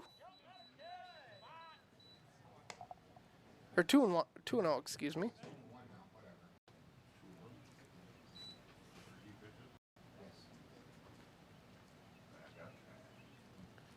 Tellier sets, fires. Kind of got that sidearm delivery, got Brothel the chase.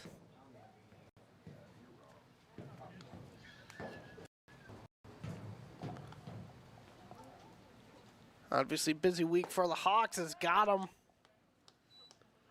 on the fastball for out number 2. So Cade Kimmis at the dish now, 1 for 2 on the day with a single and a run scored and a backwards K for the Ledger. I was talking earlier, Cade Kimmis part of one of those strong Raider baseball teams a couple years ago. That sent high down the line and trickles out to play foul. We'll see what happens here in the top of the 6th inning if we get Oddman for one more inning or if we'll see Zach Simon on the mound.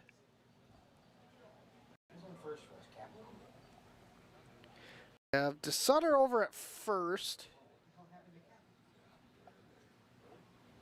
Kaplan flew out and Brothwell struck out to get us to this point of the ball game, or this part of the inning. So 1-1 here. Thanks for joining us on YouTube. Again, starting to figure things out. Runner goes.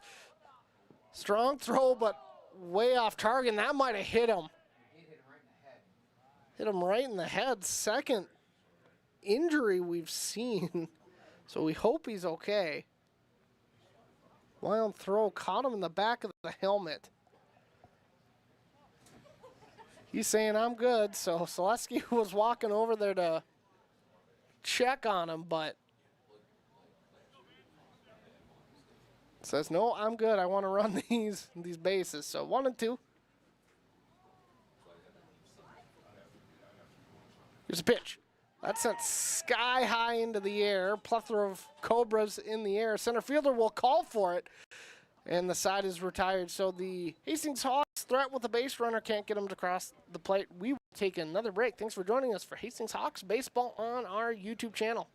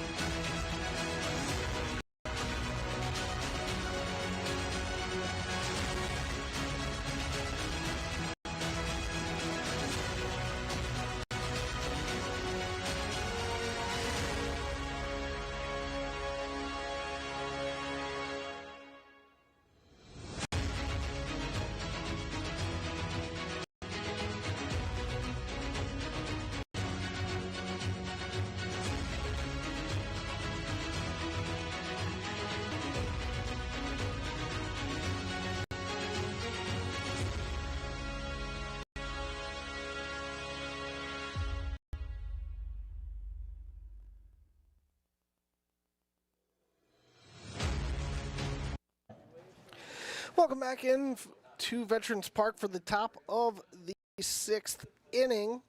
At the plate is Luke Crawshaw as he takes ball 1. New pitcher on the mound for the Hawks. Zach Simon did come into the ball game, so Gavin Oddman will finish the day with 5 innings pitched, 3 runs allowed. So control being a little bit of an issue, but still getting through 5 to be in line for the win, and with a 4-run lean, relatively comfortable. As Johnny T will go talk out to Zach Simon.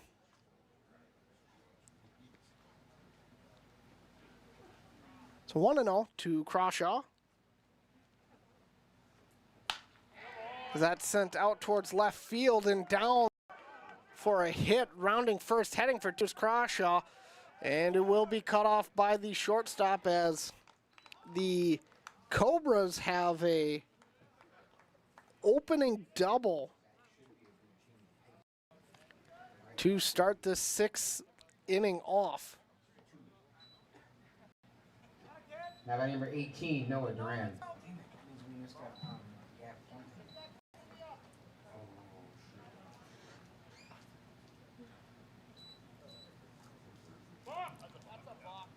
And they're going to call Zach Simon for a balk. So unfortunately, that'll advance Crawshaw to third. This is Nolan Durand at the plate. Talk a little bit about Zach. He had a very successful season, getting mainly pitching reps with the Hastings Raiders this season. Only a junior. He'll be a senior going into the school, concluding today with high school graduation tomorrow.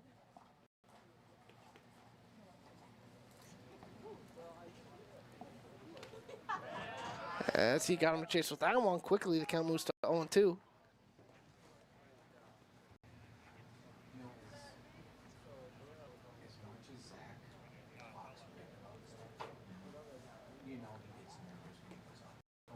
Oh, 2.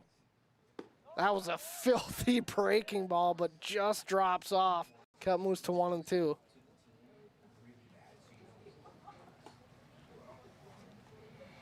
Again, that was a swooping breaking ball. Now here's the pitch. Man, that breaking ball is looking sharp. Just can't find the zone. Count moves to 2-2. That's got a lot of hook to it.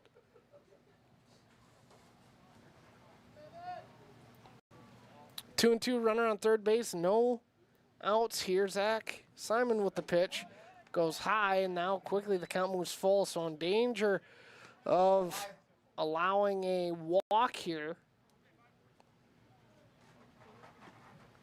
I have to get something over the plate. So that's fires, breaking ball.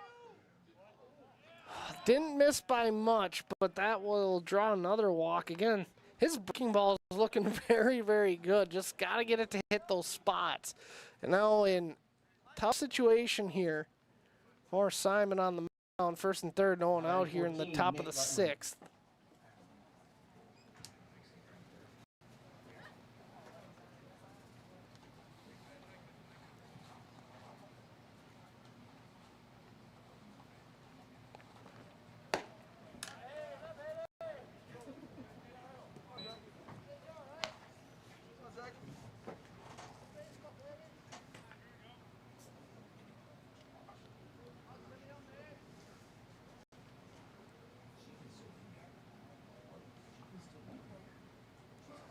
So 1-0, this is Nate Lutmer.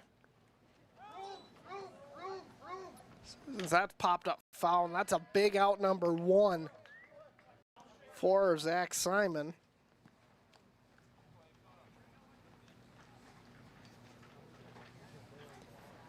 So Lutmer is retired. We'll head back. Isaac Besseman, the shortstop, last time at the plate, struck out. So 3 strikeouts for Besseman. Not having a great day at the plate, but never say never. As Zach Simon will throw over. Quick move, will throw a little high. Double play is in order.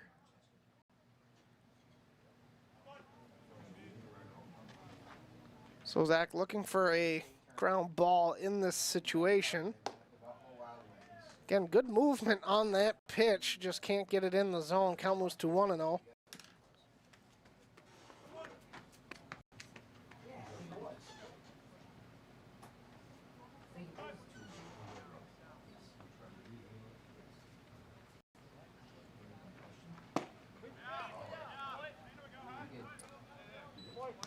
That pitch is in there for a strike. Count moves to 1-1.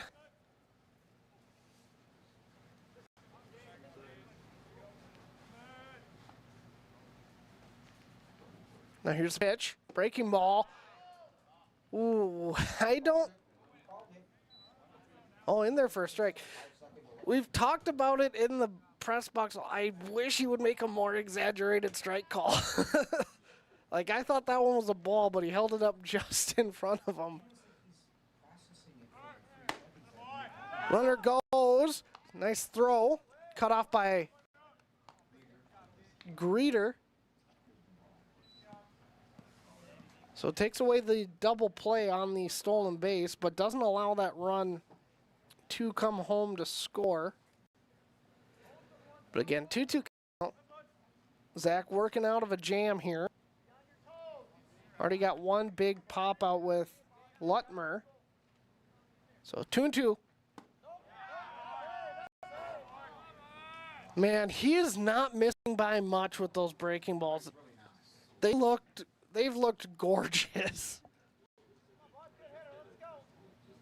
My goodness, one of these has to clip the corner. I don't know how much it's missing by, but got him. And he blasts the fastball by him for out number 2. And that's Besseman's 4th strikeout of the danger of. Is a golden sombrero 3 years at 5? The golden sombrero.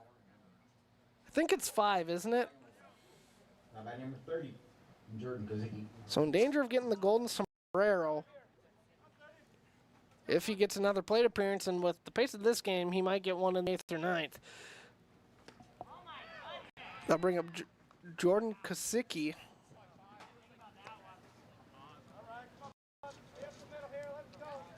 Kozicki is 0 for 2 with a strikeout and a ground out, but he reached on a walk last time up.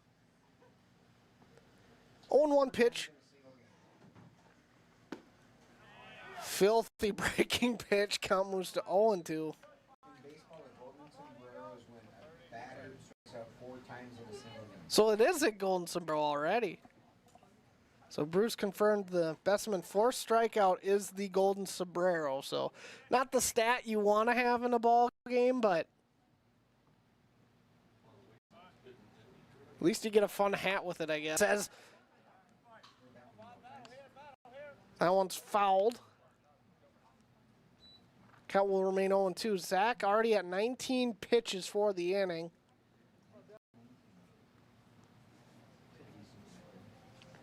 So again, favorable count for Mr. Simon. Looking to get him himself. Sets, fires. And got him, and that will retire the side. So Zach Simon finds him, allows an opening double. He balks, then draws a walk, but rebounds with a pop out and 2 strikeouts. So talk about some resiliency on the mound as we remain 3 here as we move to the bottom of the 7th inning. You're watching Hastings Hawks baseball.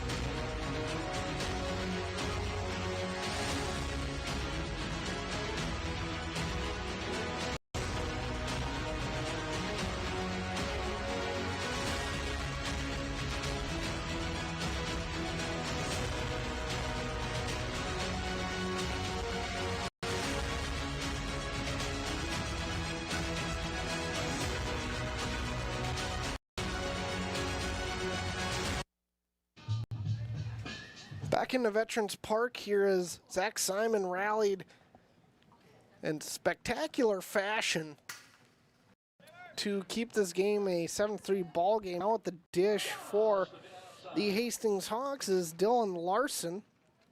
He hit a single last time up. Grounded straight back towards the pitcher. Just gets over that glove as Dylan Larson will have a base hit. Or Greeter, excuse me. So pardon me, I did not have the sub on the book. So Jason Greeter with that one, he has his first base hit of the ball game, and that'll bring up Number 15, Kane Sheehan. Fortunately, I cannot read Johnny's handwriting. And speaking of Johnny, I will hand over play-by-play duties back to Johnny Stocker. I didn't count, but enough to pay the umps, I think. Or enough to pay the ump, we're pretty dang close, so not bad. I just handed it all to your mom.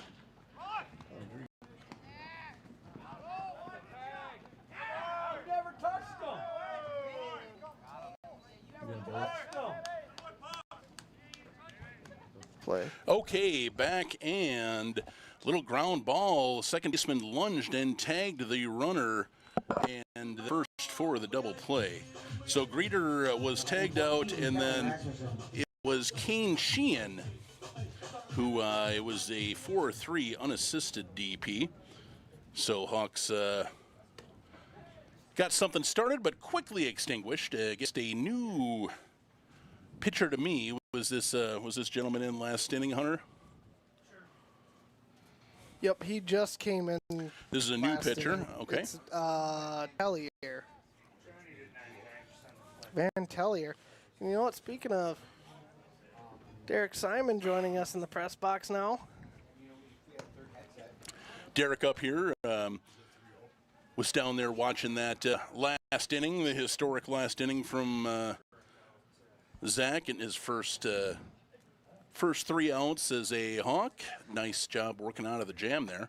When I was saying it all, his breaking ball is filthy. Love that, man. Absolutely. You could tell he was a little filthy. You could tell he was a little geeked up because a couple of them were coming in high. I was standing over there watching after I had passed. I'm like, well, I'm not going to jump in mid-inning at this point as Kellen Rasmussen draws a 2-out walk.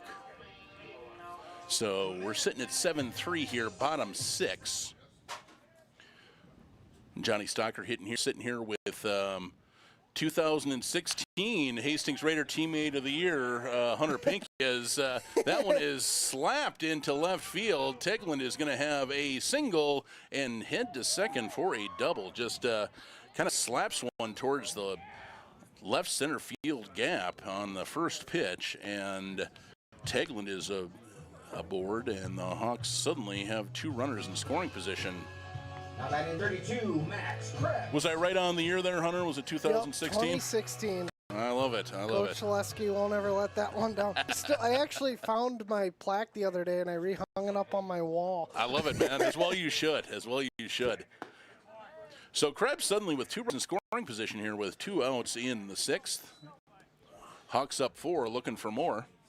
And again, that was a big reason why I wanted to make sure when I got hired at HCTV, why we get some baseball. Absolutely. I mean, also, you know, like, hey, man, nothing about a baseball, a very complex game, but as far as filming something, it's not as dynamic as trying to film certain other sports. You know what I mean? You got to know the game very well to film baseball effectively. Like, having this stream is very – so there's not really a big middle ground between it, as that one misses. Like, for this is perfect. For it's either single camera stream or you should go full out. And exactly. There's not really a good in between on that. Like hockey, you can jump between 2 cameras to 4, and baseball, you need all of them as that's hit sky high. Yeah, it's going to be popped up in the infield. It's going to be pulled down by the shortstop, and that'll do it for the Hawks. But nice little inside producing tidbit from Hunter Pinky there in the 6th inning. We're through 6 complete. Hawks still leading it by 4. We'll be right back.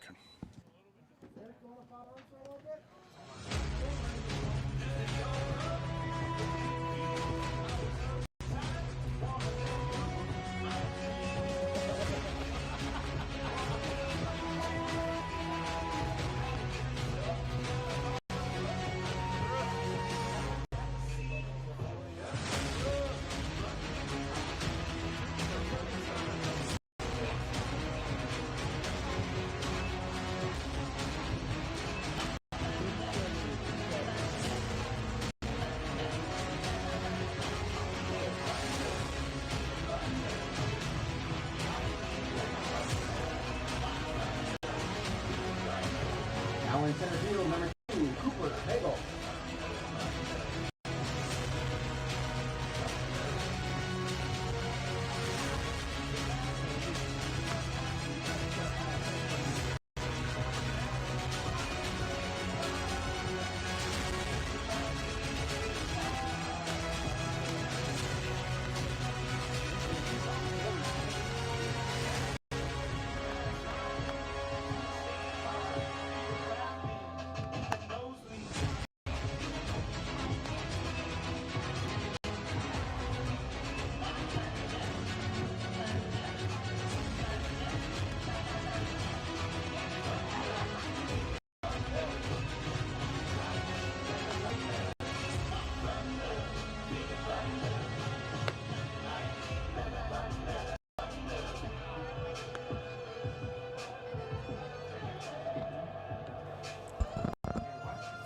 All right, coming back at you for top 7. Simon back into work to the middle of the Cobras lineup. It's going to start with the first baseman, number 15, Colin McGee. Singled, grounded out, and singled, so 2 for 3 for number 15. Got a defensive sub as well, as Cooper Pagel enters the ball game for DeSutter. Yep, thank you for that, Hunter. We were just talking about that between innings. And emptying the bench, I believe, at this point for this mid-season non-conference game, trying to get everybody that's been in there out for a and it's not like it's a big for an league. outing. Yep. The big league helps, but it's not any reason because of that. It's just obviously the non-league games are where you can just try that and experiment. Yep, breaking ball I think may have slipped there a little bit. Comes in way high, 1-1. So we do have another pitcher heading down to the bullpen. Okay, and that one is outside 2-1. If you get a 28, at this point there are so many new guys. I had to ask the Dundas. Oh, there it is, right there. Thank you. Reese Cox. Oh, Reese Cox, 28. He's not a newbie. No, I knew 28. What am I doing? Jeez Louise. I was thinking like 18 to 19 last week in Dundas. Reese Cox, 28. Of course I know that. Good gravy. Get it together You're there. slipping, Johnny. Get it together there, kid. Too many brews? Yeah, I guess so. No, this is the first one. 2 and 2. And that's up high, 3-2. Top 7, Hawks leading at 7-3. 3 runs, 8 hits, 2 errors for the Minneapolis Cobras. 7 runs, 6 hits, no errors for the Hawks. Payoff pitch, swing and a foul tip into the mitt. Strike 3. And he's rebounded really nicely after obviously allowing that double, then balking, then hitting a batter. He's looking to get really comfy out there. You're saying he looked a little nervous at first. I don't know how you couldn't be for your first appearance out there. You know, been looking forward to this since you've been 6, 7 years. He is a guy that's been looking forward to this since he's been 6, 7 years old, watching his brother do it. Yeah, he's been around with the Hawks for longer. Let's see. I've been around. Actually, maybe not that young. Blake was born in 2000 and started playing town ball in about 17 or 18, so about 8 years ago. So yeah, 8 or 9. Zach would have been at the time watching his brother play. You do love the family aspect, of course, of it. 1-0 to Matthew Pop, the second baseman. Big swing and a miss. 1-1.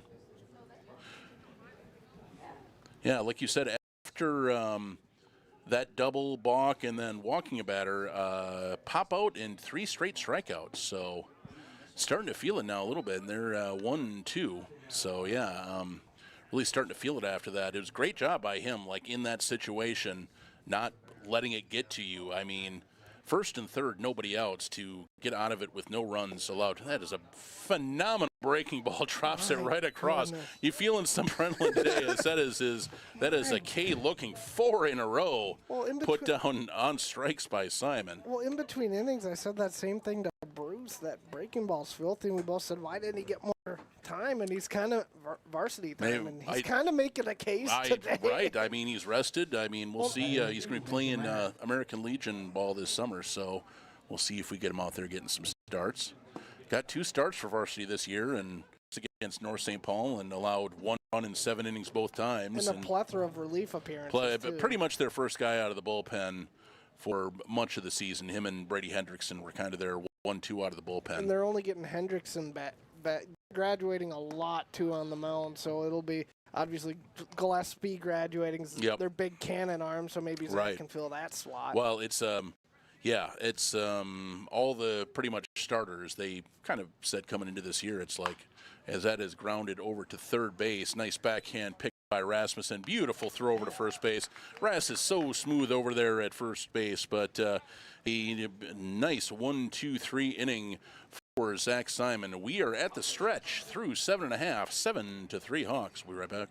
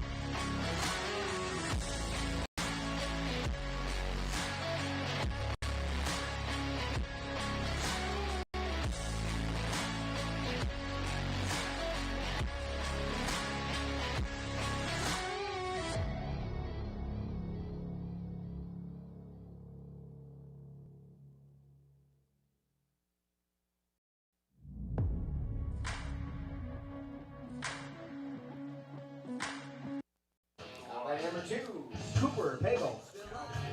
All right, back for bottom of the 7th. Cooper Pagel just got into the game in center field, going to lead things off against the new pitcher for Minneapolis, number 29. And Bruce has no idea who it is, and neither do I, so we're just going to go ahead and... We'll just call him Who. It's... We'll just call him Who. It is Righty Johnson on the mound for the Cobras. Oh, I bet you can swap numbers with that. Okay, so it's probably Man. Damian Man. And a strike across. 0-2. We believe now his name is Mann, I believe, is Damian Mann on the mound. We're going to go with that. Ooh, that was a tough take there. Yeah, I mean, Cooper, that was it's a pretty hard pitch. That's a new guy coming in. You know, he's throwing some. Dude, it's kind of. I said it. Oh, that was a strike, and now we're still at 1-2. It's so okay. It's 1-2. Well, vice versa. Yep. We got to the same result. No, I was gonna say. And takes one just off the inside corner, 2-2. Man has been, now that we know his name is right-handed pitcher, has been pretty close to the zone. Got a little bit of zip on that fastball for sure. I was going to say this earlier, too, because I said it with Jack Selesky, too, when I was calling some games when we were a little short-handed. But Cooper was around the dugout in my playing days as he strikes out swinging. He was around the dugout in my playing days as probably like 3 feet tall. Oh, sure, dugout. ball boy, bat boy, whatever. It's kind of a no. He was just hanging around. Oh, just hanging out there during practices, during some games. Gotcha. Yeah, I suppose. Like right around that era. That's for sure. Jack Selesky was the same way. So it's kind of fun to see these right, guys getting some meaningful reps yeah, with the Hawks. So. And Max Kaplan up to bat, struck out, hit by a pitch, and flew out in 3 trips. Fouls the first one back.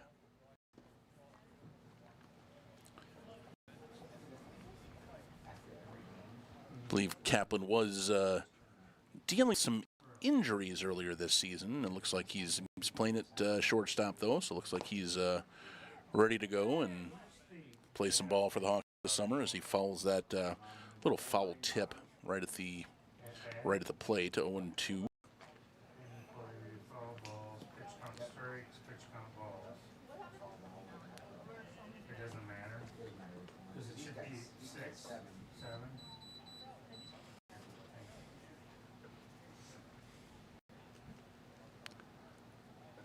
From the set, the 0-2 delivery. Up and away, 1-2.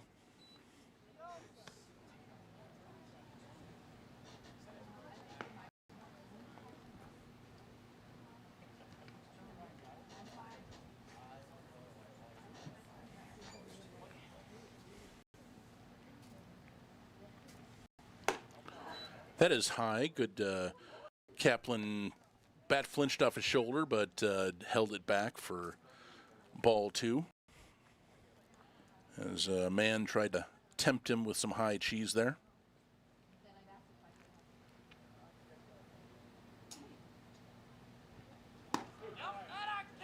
And that one is right over the outside corner. Kind of locked him up a little bit there. Strike 3. Kaplan is retired, and they're 2 down. Now batting number 7, Bennett Raffle.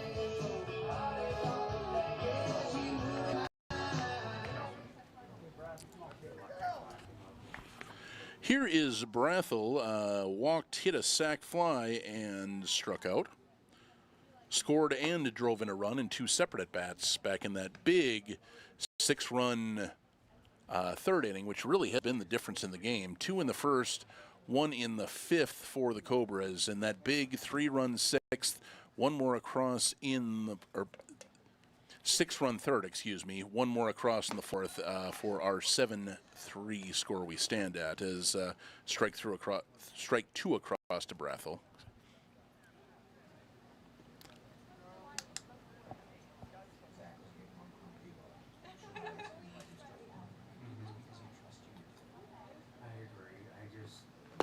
And swing and a miss as man strikes out the in order, and the Hawks go down quietly in the bottom of the bottom of the 7th inning. Excuse me. That's the bottom of the 7th. We're one off because of the double over inning. Yes. Yeah. So When you we bat are around. through 7 complete. 7-3 Hawks. We'll be right back.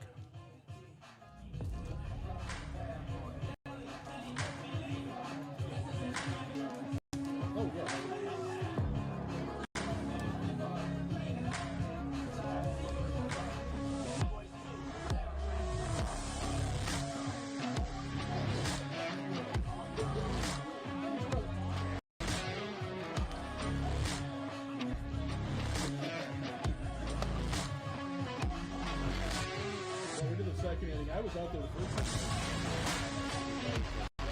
Now pitching for Hastings, number 28, Reese Cox.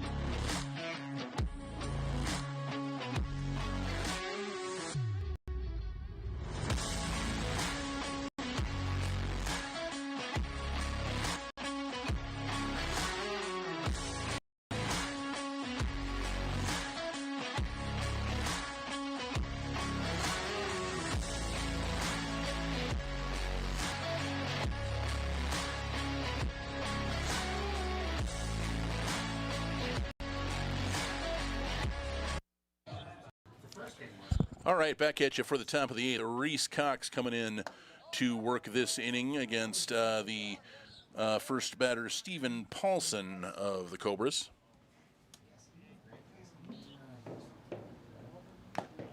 And swing and a miss, strike one. Grant Geske. Simon gets through 2 scoreless frames in relief of Gavin Oddman, who got through 5. Reese Cox out here trying to see if he can shut the door. Big swing and a miss from Paulson, strike 2.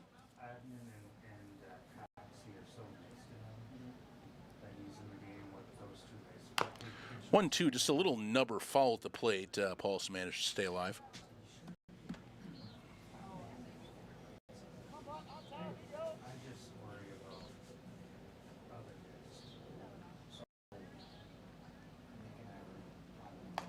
One and two, swung and fouled back to the screen by Paulson.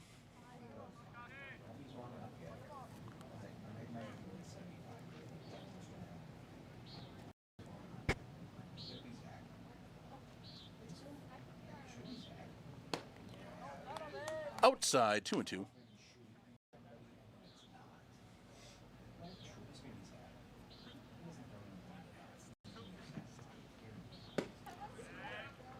Half swing called, strike 3, outside corner, and Paulson is retired.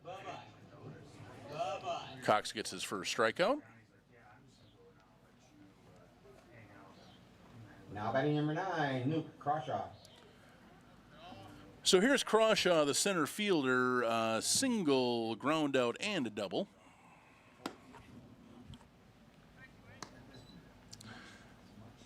Cox misses outside, 1-0.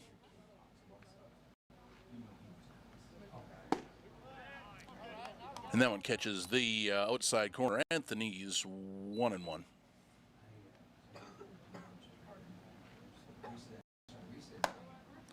High and tight, 2-1.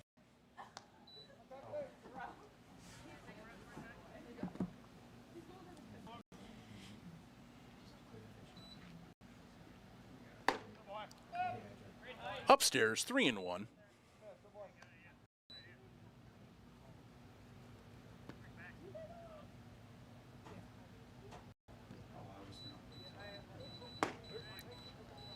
And that one is across the knees, full count.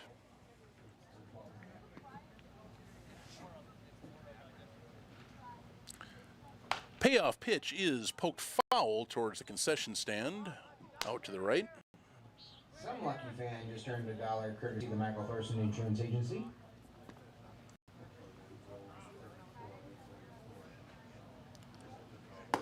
Another payoff is called strike 3 on the outside corner, 2 down.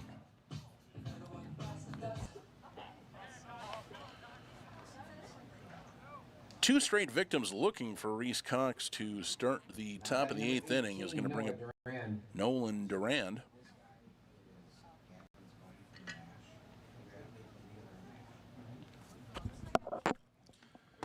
Durand reached base all 3 times, single, and a walk. It's kind of the bottom of the lineup have done a bit of damage. There's been a bunch of base runners on for the Cobras. It seems like they've had 1 or 2 on here and there through a lot of the game, but Hawks have just kind of managed to shut it down ever since that 2-run first inning, and then, like we said, 1 more pushed across in the 5th.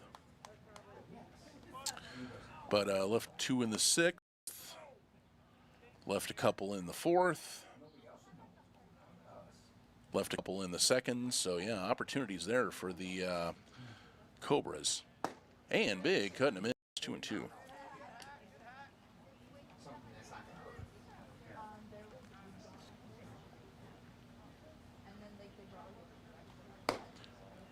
Just outside.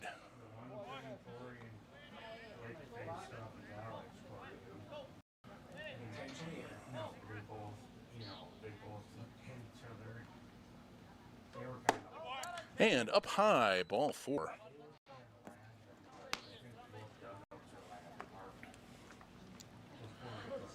So 6 batters have batted in the 8th inning, and none of them have yet put the ball in, or actually, no, the bottom of the 7th and the top of the 8th. I guess that doesn't work as well, but 3 strikeouts in the 3 strikeouts for the Hawks in the bottom of the 7th, and 2 to start the top of the 8th. The string is broken by Durand, who takes that 2-out walk.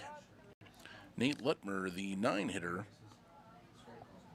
takes strike 1 and takes strike 2.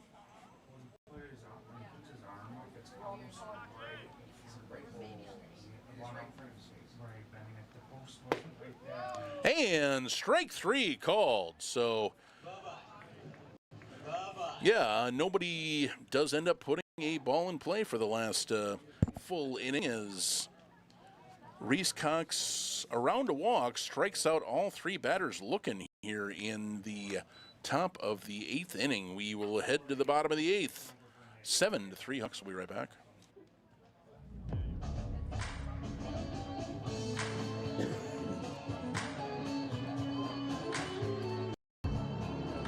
Hey, don't forget with concessions open, if you guys want something for after the game, we can certainly arrange that. Send someone over for you and pay for that item and get you a card and pre-order some of that grill stuff so we have it. Also for the players, if you guys do want to stick around and have a beer after the game, we do have team-specific deals for 24 packs.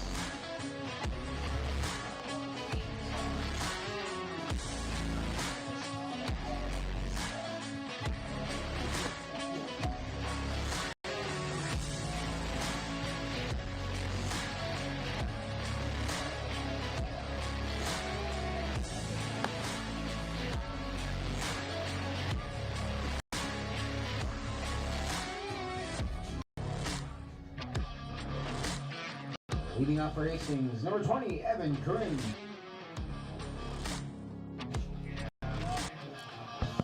All right, Evan Curran going to lead things off here for the Hawks in the bottom of the 8th inning.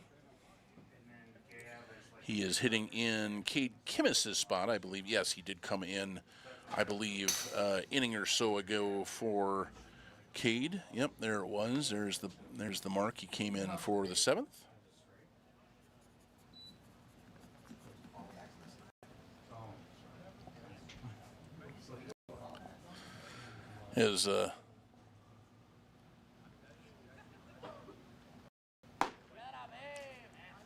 And there's a strike cross, 1-1, I think, right? Yep, there you go. Derek Decided to give Evan a strike on that first pitch that was thrown back to the backstop. But that was Bruce Karnick. He takes credit for that. That's big of Bruce. I appreciate it. That ball is high and not a strike. That's ball 2, 2-1. Right now, Evan's gonna watch that thing like If you're watching it, Evan, Derek wants to make it clear that was Bruce's fault, not Derek's.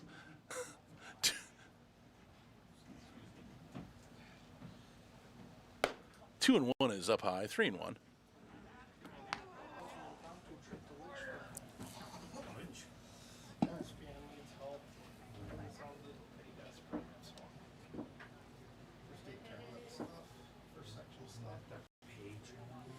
Yeah,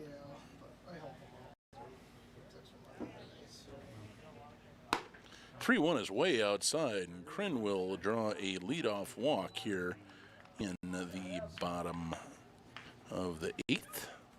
Hawks up by 4. Next batter, second baseman number 4, Jason Greeter. It's going to bring Jason Greeter up to the plate, who came into the game. I believe he singled his first time up. Greeter is 1 for 1 if I'm not mistaken. And takes a strike across here, 0-1.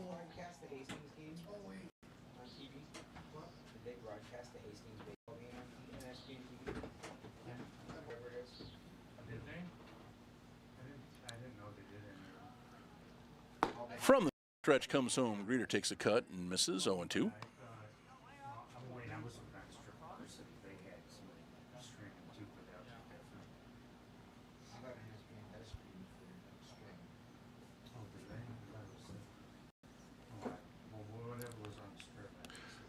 Pitcherman checks first and comes to the set. 0-2 delivery. Down and away, 1-2.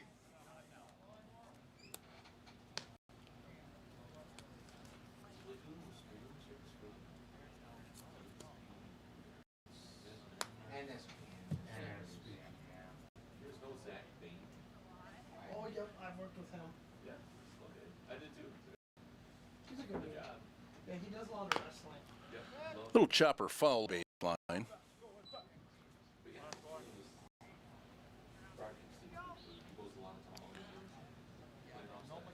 Count will hold 1-2 to the Hawks second baseman. There's a whole group of people you get to know what they're trying to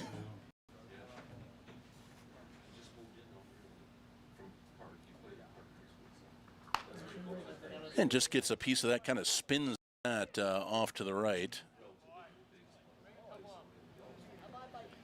towards the Cobras dugout.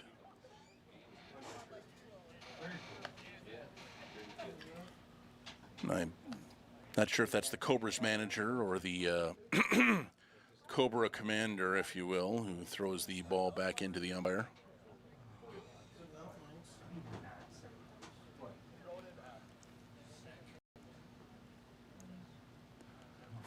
1-2 pitch to Greeter. Swing and a miss. Strike 3 goes. I'm not laughing at Greeter. Derek just caught what I said and is reacting to it over there, which is all I really wanted out of it, quite frankly. One away. Here comes Kane Sheehan. Now batting number 15, Kane Sheehan.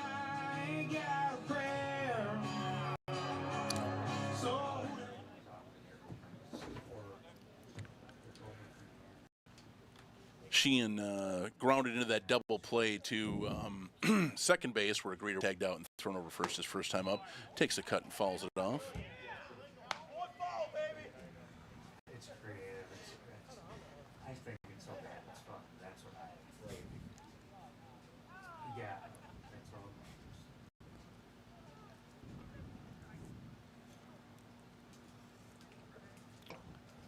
From the stretch, 0-1 is down low. Good block behind the plate. 1-1.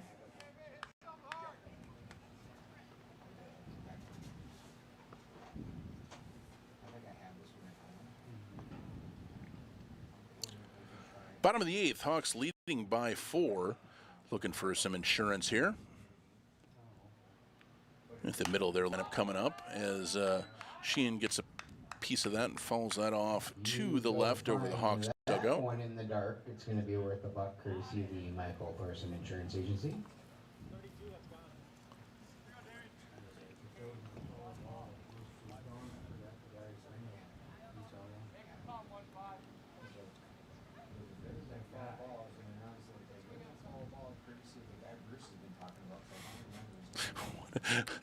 My ears are burning a little bit over here. They're talking about me on the PA earlier in the game as Sheehan takes one inside, 2-2. Finding the right balance between Exactly. box chatter Right. and Yeah. broadcast And I'm sure some of chatter. some of this is probably being cut on the hot mic out here when I'm silent between pitches as Hunter Pinky jumping back on here as we're kind of ironing out some technical difficulties, trying to get this thing perfected. Well, that was more. I had a personal call that time. Oh, well, there you go. That works too. Oh, hey, bullpen. Didn't have to tell everybody that. Just Um, let everybody well, think that you're working and Well, burning the it's- I candle will at say both ends it's down here. work related because Well, there you go.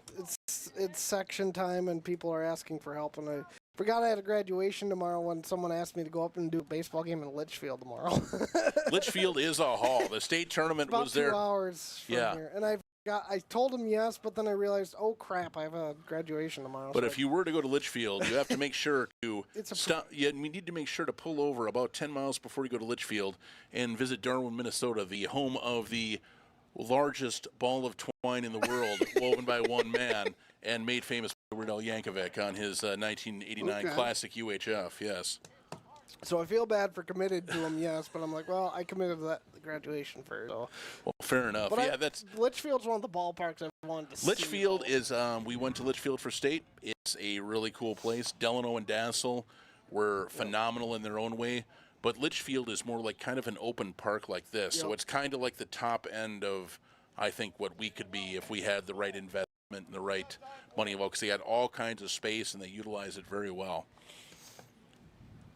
I'm a sports facility nerd. Oh, of course, yeah. I mean, and that one is going to get back to the backstop, and Kryn was taken off for second base already.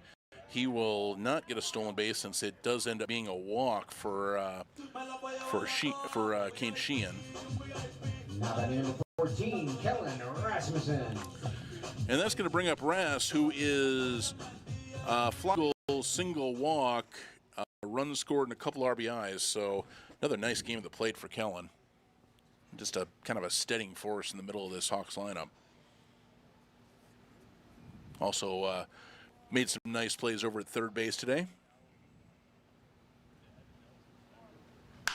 That one is hit sharply towards the gap, racing back. It's going to hang up for the center fielder and be put away for out number 2. So Kellen put a charge into it, but able to be run down out there by Luke Crawshaw. Might have just gotten under it just a little teeny bit. Your next batter, the catcher, number 10, Johnny Teglin.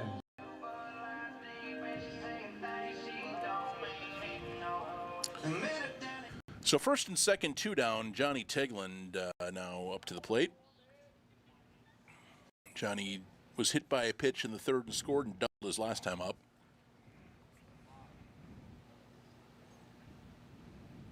One for 3 on the night. Breaking ball stays high.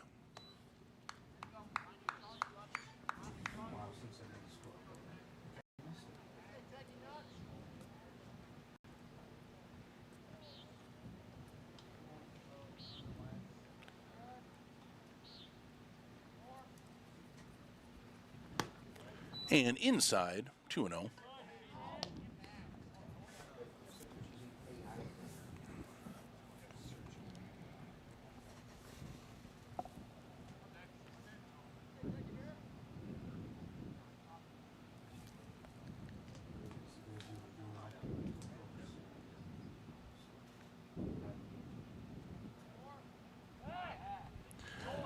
Pitcher steps off, looks back to second base, but nobody coming to cover, so Kryn just takes a couple steps back, no throw.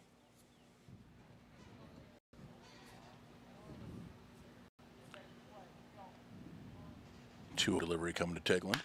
Is hit towards the hole, and backhanded play is not able to be made by the backstop, or the shortstop rather. It is going to go into left field, and Evan Kryn is going to come around to score another insurance run for the Hawks. So credit Johnny Teglin with an RBI single on the play. Kryn coming around to score. Up to second base is Kane Sheehan. 32, Max Krebs.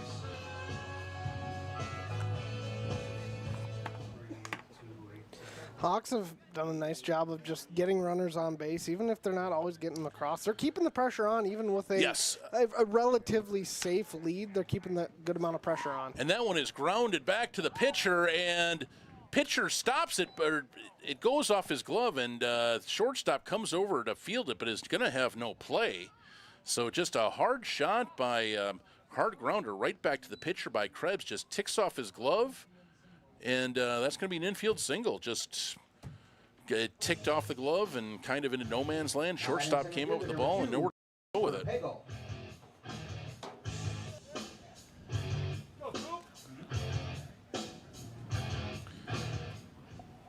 So here's Cooper Pagel with the bases loaded. Chance to really put this game up on the shelf here in the bottom of the 8th inning. First pitch is high, ball 1.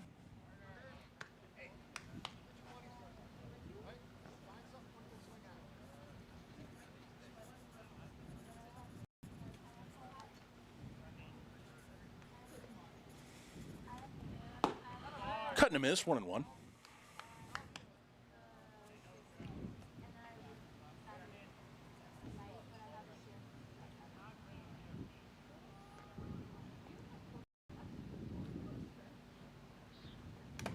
And that is that caught Pagel on the shoulder. Looks like it bounced off him and then off the catcher's equipment, and that's going to be an RBI HBP for Pagel. How many hit-by pitches do we have in this game? It's got to be at least 4 or 5. That would be that would be a Bruce question, since I've kind of been in and out of the booth tonight, doing a few different things, wearing a couple different hats at Vets Park, as we are all wont to do.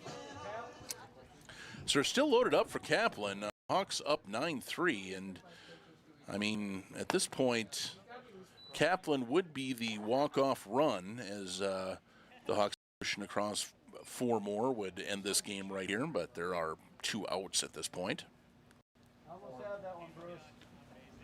It's 4 hit-by pitches, so that's 4, and that one's going to get back to the backstop. That's going to bring another.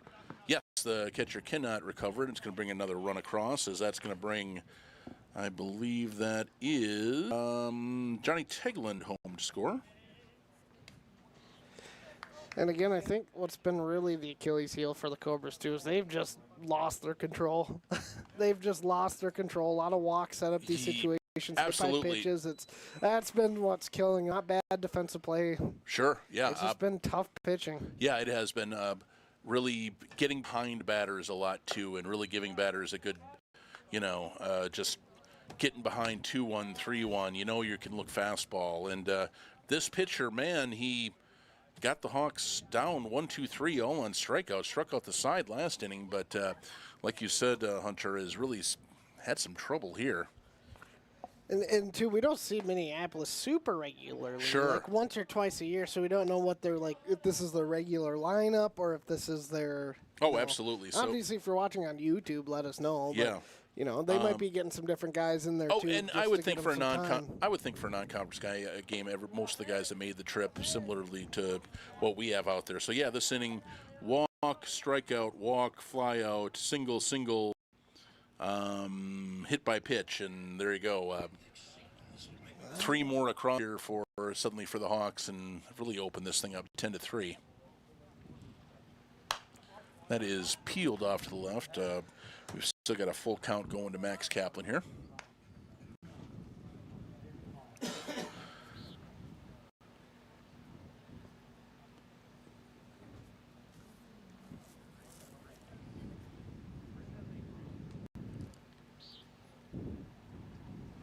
It is flared towards left field. That's going to one-hop the left fielder and be down and go bring in 2 more runs. We're 1 run away now from 10 So run Kaplan, rule. Kaplan knocks in 2, and as you said, Hunter, the winning run is now at first base. Of course, anytime a team is up 10 runs at the end of an inning, it's considered a mercy rule. Well, after 7. Or after 7, yep. This is also the 8th, so at this point, if he comes home, that would count all the same. I mention it a lot because I remember you guys so clearly about telling me when you guys who was the team where it ended up being like a 21-16 ball game? Oh, after that would 10 be the Elmwood experience. Much discussed every year. That was the year before I got here. I believe it's 2018. It was all the veteran Hawks that are still around. Dennis Reinhardt, Jordan Jeske, and Nick Horsch were all involved in that game in big and major ways. And if you would like to know about it, just ask any one of them, and you will get an extended story about it. It'll probably be a different story from all three guys, but I would recommend getting it from all sides if you can. 2017, so a couple years before I got here. Kind of when the Hawks were in the depths of despair there, really winning a couple, 3 games a year, right before I came on board. 1-2 to Brathel is rolled to shortstop. Nice pick, nice throw, and that will do it for the Hawks in the bottom of the 8th inning. The Hawks will have to get 27 full outs to end this thing. They lead by 9, heading to the top of the 9th inning. We'll be right back.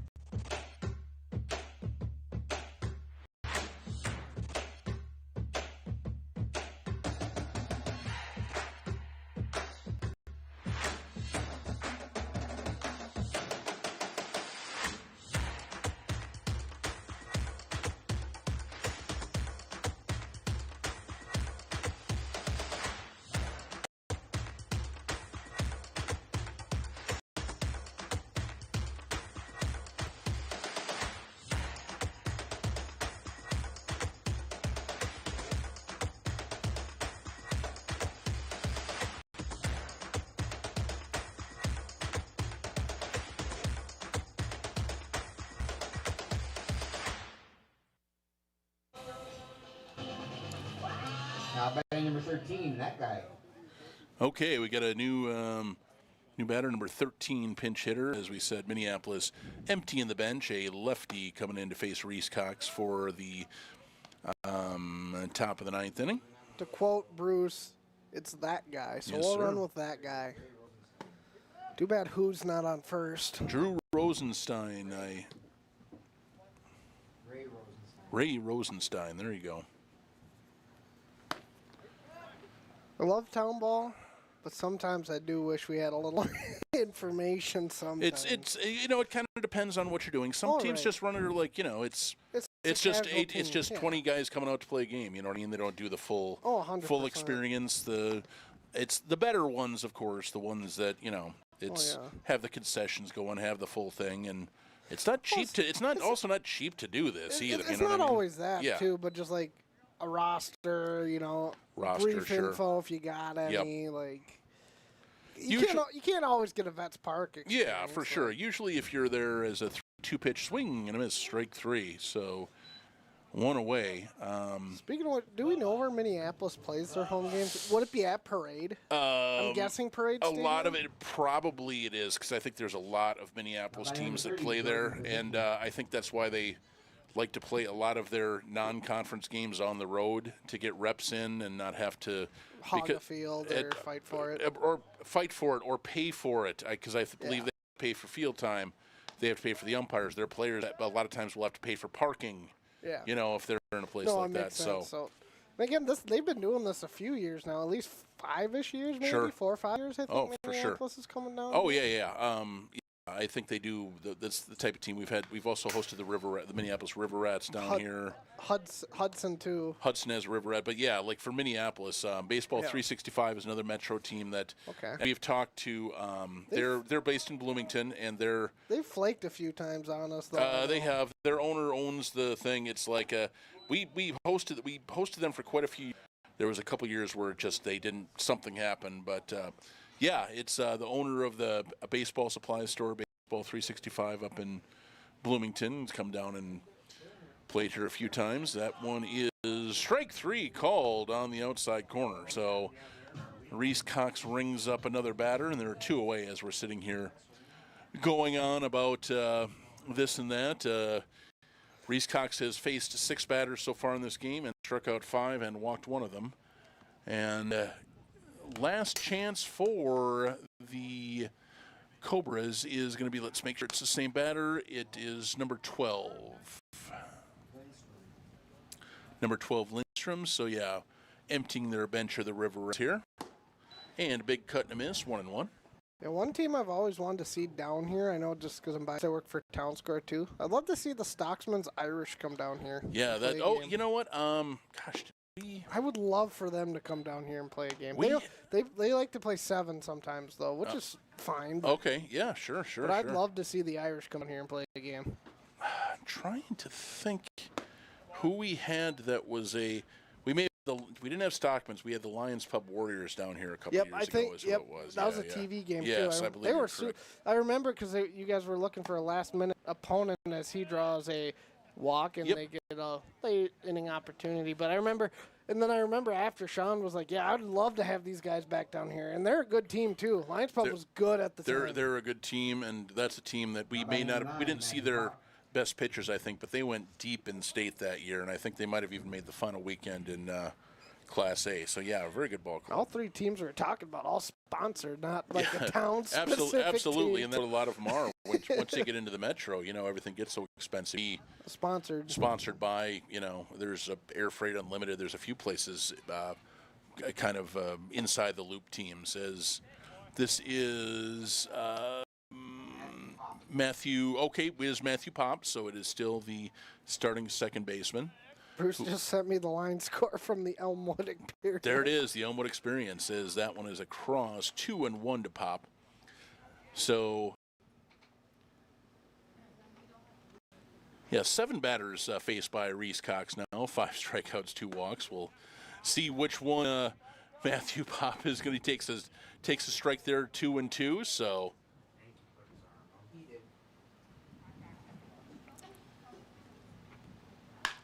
And that is up the middle, and the first person to put a ball in play against Reese Cox knocks a solid single up the middle. Hawks still with a comfortable lead, but now a couple of batters on base for, I believe it should be Mason Reinhardt due up here, unless they have another pinch hitter. Thought I saw action in the bullpen during the last half inning. I thought I saw some action, so I'm not sure how big of a leash Cox will have. I think at this point they'd like him to finish it unless something insane happens. Give up 2-3 runs maybe. Yep, and there's a swing and a miss, strike 1. Now, Johnny, do you have a dream ballpark you want to go to for a Hawks game? For Hawks game, I don't know. There's a lot of really cool places that would be, fun to see, and there's so many I haven't seen yet. You know what I mean? It's like obviously everybody talks about, Jordan's a great one. The Mini-Met. The Mini-Met is a phenomenal place. It's like you almost it's hard to almost book a spot in there. But go to so many good ones. For me, you cannot stack up a town ballpark in the state that's better than Dundas, in my opinion. I mean, you might be equal to Dundas, but I don't think there is much out there that is better than Dundas for a game day experience and just for everything they do down there, first class all the way. I've never been to Dundas. Phenomenal. It is one I would like to It is a must. To. It is an absolute must. One of my favorites, though, obviously, too, is I'm biased, too, but if you're not counting Vets, because I love Vets here, but sure. I love River Falls. Sure, so River Falls much. is a great River one, too. Falls River Falls is a great one. There's a reason we take a road trip there every year, as Reinhardt now 3-2 from Reese Cox. The fact they finally got swing and a miss, strike 3. So that is going to do it for the ball game. We'll let you finish your thought good. In a minute there, Hunter. Good. We're end of game, so you're good. We're end of game. Yeah, Reese Cox strikes out 6 in 2 innings of work, walks 3, but no damage done. 4 clean zeros out of the bullpen for Zach Simon and Reese Cox in relief of the winner, Gavin Oddman, getting the W here tonight. Good non-conference win for the Hawks to get off the schneid. We had talked about those 18, 22, 24 straight innings, and then put up a 12 spot here tonight in 8 innings, Hunter. Yeah, they got things rolling. That big third inning was really what kind of set this up. They were in cruise control the rest of the way, and the thing is too, like, they've kind of hit that lull in the middle few innings, but then they cranked it up on that fifth. Obviously, like when I do games, I like to see the rather than the onslaught. Right. But Yep. you'll take it how you can get it, and they pitching played well again. Zach Simon, I'll probably shill again. I know Derek's Of to my course, right, yeah. but again, You got to do it. Yeah, you got to do it. first You Hawks gotta, appearance. You got first Hawks appearance, and genuinely has a crazy break. love it, love it. Love to see more. Yeah, absolutely, man. We'll definitely be pitching Legion this summer, but yeah, it's a big spot. I mean, first Hawks appearance, you know the nerves of butterflies have got to be flipping around, and first batter strokes a hard double, then gets the walk, and just got to compose yourself. The walk, first and third, nobody out, and managed to get out of it with nothing across. So, yeah, great experience for him. And as his dad was saying, a couple of the pitchers that have really taken him under his wing have been Gavin Oddman and Reese Cox, and he managed to pitch between those two guys. And as the Hawks get the non-conference win to get off the schneid here. So, yeah, man, great game all around for everybody, just settling down and getting back their winning ways and get back into league play on Friday. Absolutely. Again, fun ball game. Again, love seeing Minneapolis down here. Usually it's a little closer, but, you know, that's going to happen from time to time. And, two, we're just getting college guys coming back. You're just getting lineups reset. Again, Hawks were thin for a lot of May, too. Yep. So both teams are finally kind of getting back into full strength. Absolutely, as you yep. prep for the actual meat of the season, June through July. Coming up, going to be a lot of CCVL action coming up here. And Saturday is the big one here at Vets Park. It is the opening day for the in-house HYA baseball. So Sunday. Everybody's going to be out here on Saturday. All the kids are going to be out here getting their names called, and it's going to be a lot of fun. Always a lot of fun out here on a Saturday for that. One more thing to shill before we go. I talked about it earlier. Just to preview HCTV, we're planning to be back out here this summer. So for full production games, our first one I believe we're looking at is Hampton on June 26th, because you're gone for like a month. Yes, because this is the time of the year where the tournaments start coming in and the Hawks go out of town, and basically they're home for like all of May and all of July and June. It's hit the road, Jack, a lot of times. We'll have that schedule out soon. So for now, you loosely plan for us to be here 26 for Hampton. Then we're planning to do a doubleheader the 28th with Red Wing, and then the Hurricanes. Love that. Love that. Great. Little preview. Stay tuned to our socials on that, and obviously the Hawks will share stuff too. And absolutely. Yeah, it should be a great day of baseball for that. So that'll do it from Veterans Park. Hawks get off the schneid, move their record back to 5-5 on the season with a 12-3 win over the Minneapolis Cobras. Thank you to Hunter Pinky, Bruce Karnick up in the booth, and everybody else who was up here tonight. Hey, have a good night, everybody, and we will see you back at Vets Park on Friday when we take on the... I should know this, but I don't. I believe it's a league game on Friday. Friday is Dundas. Dundas. Sunday is the Lunatics. Oh, Friday Lakeville.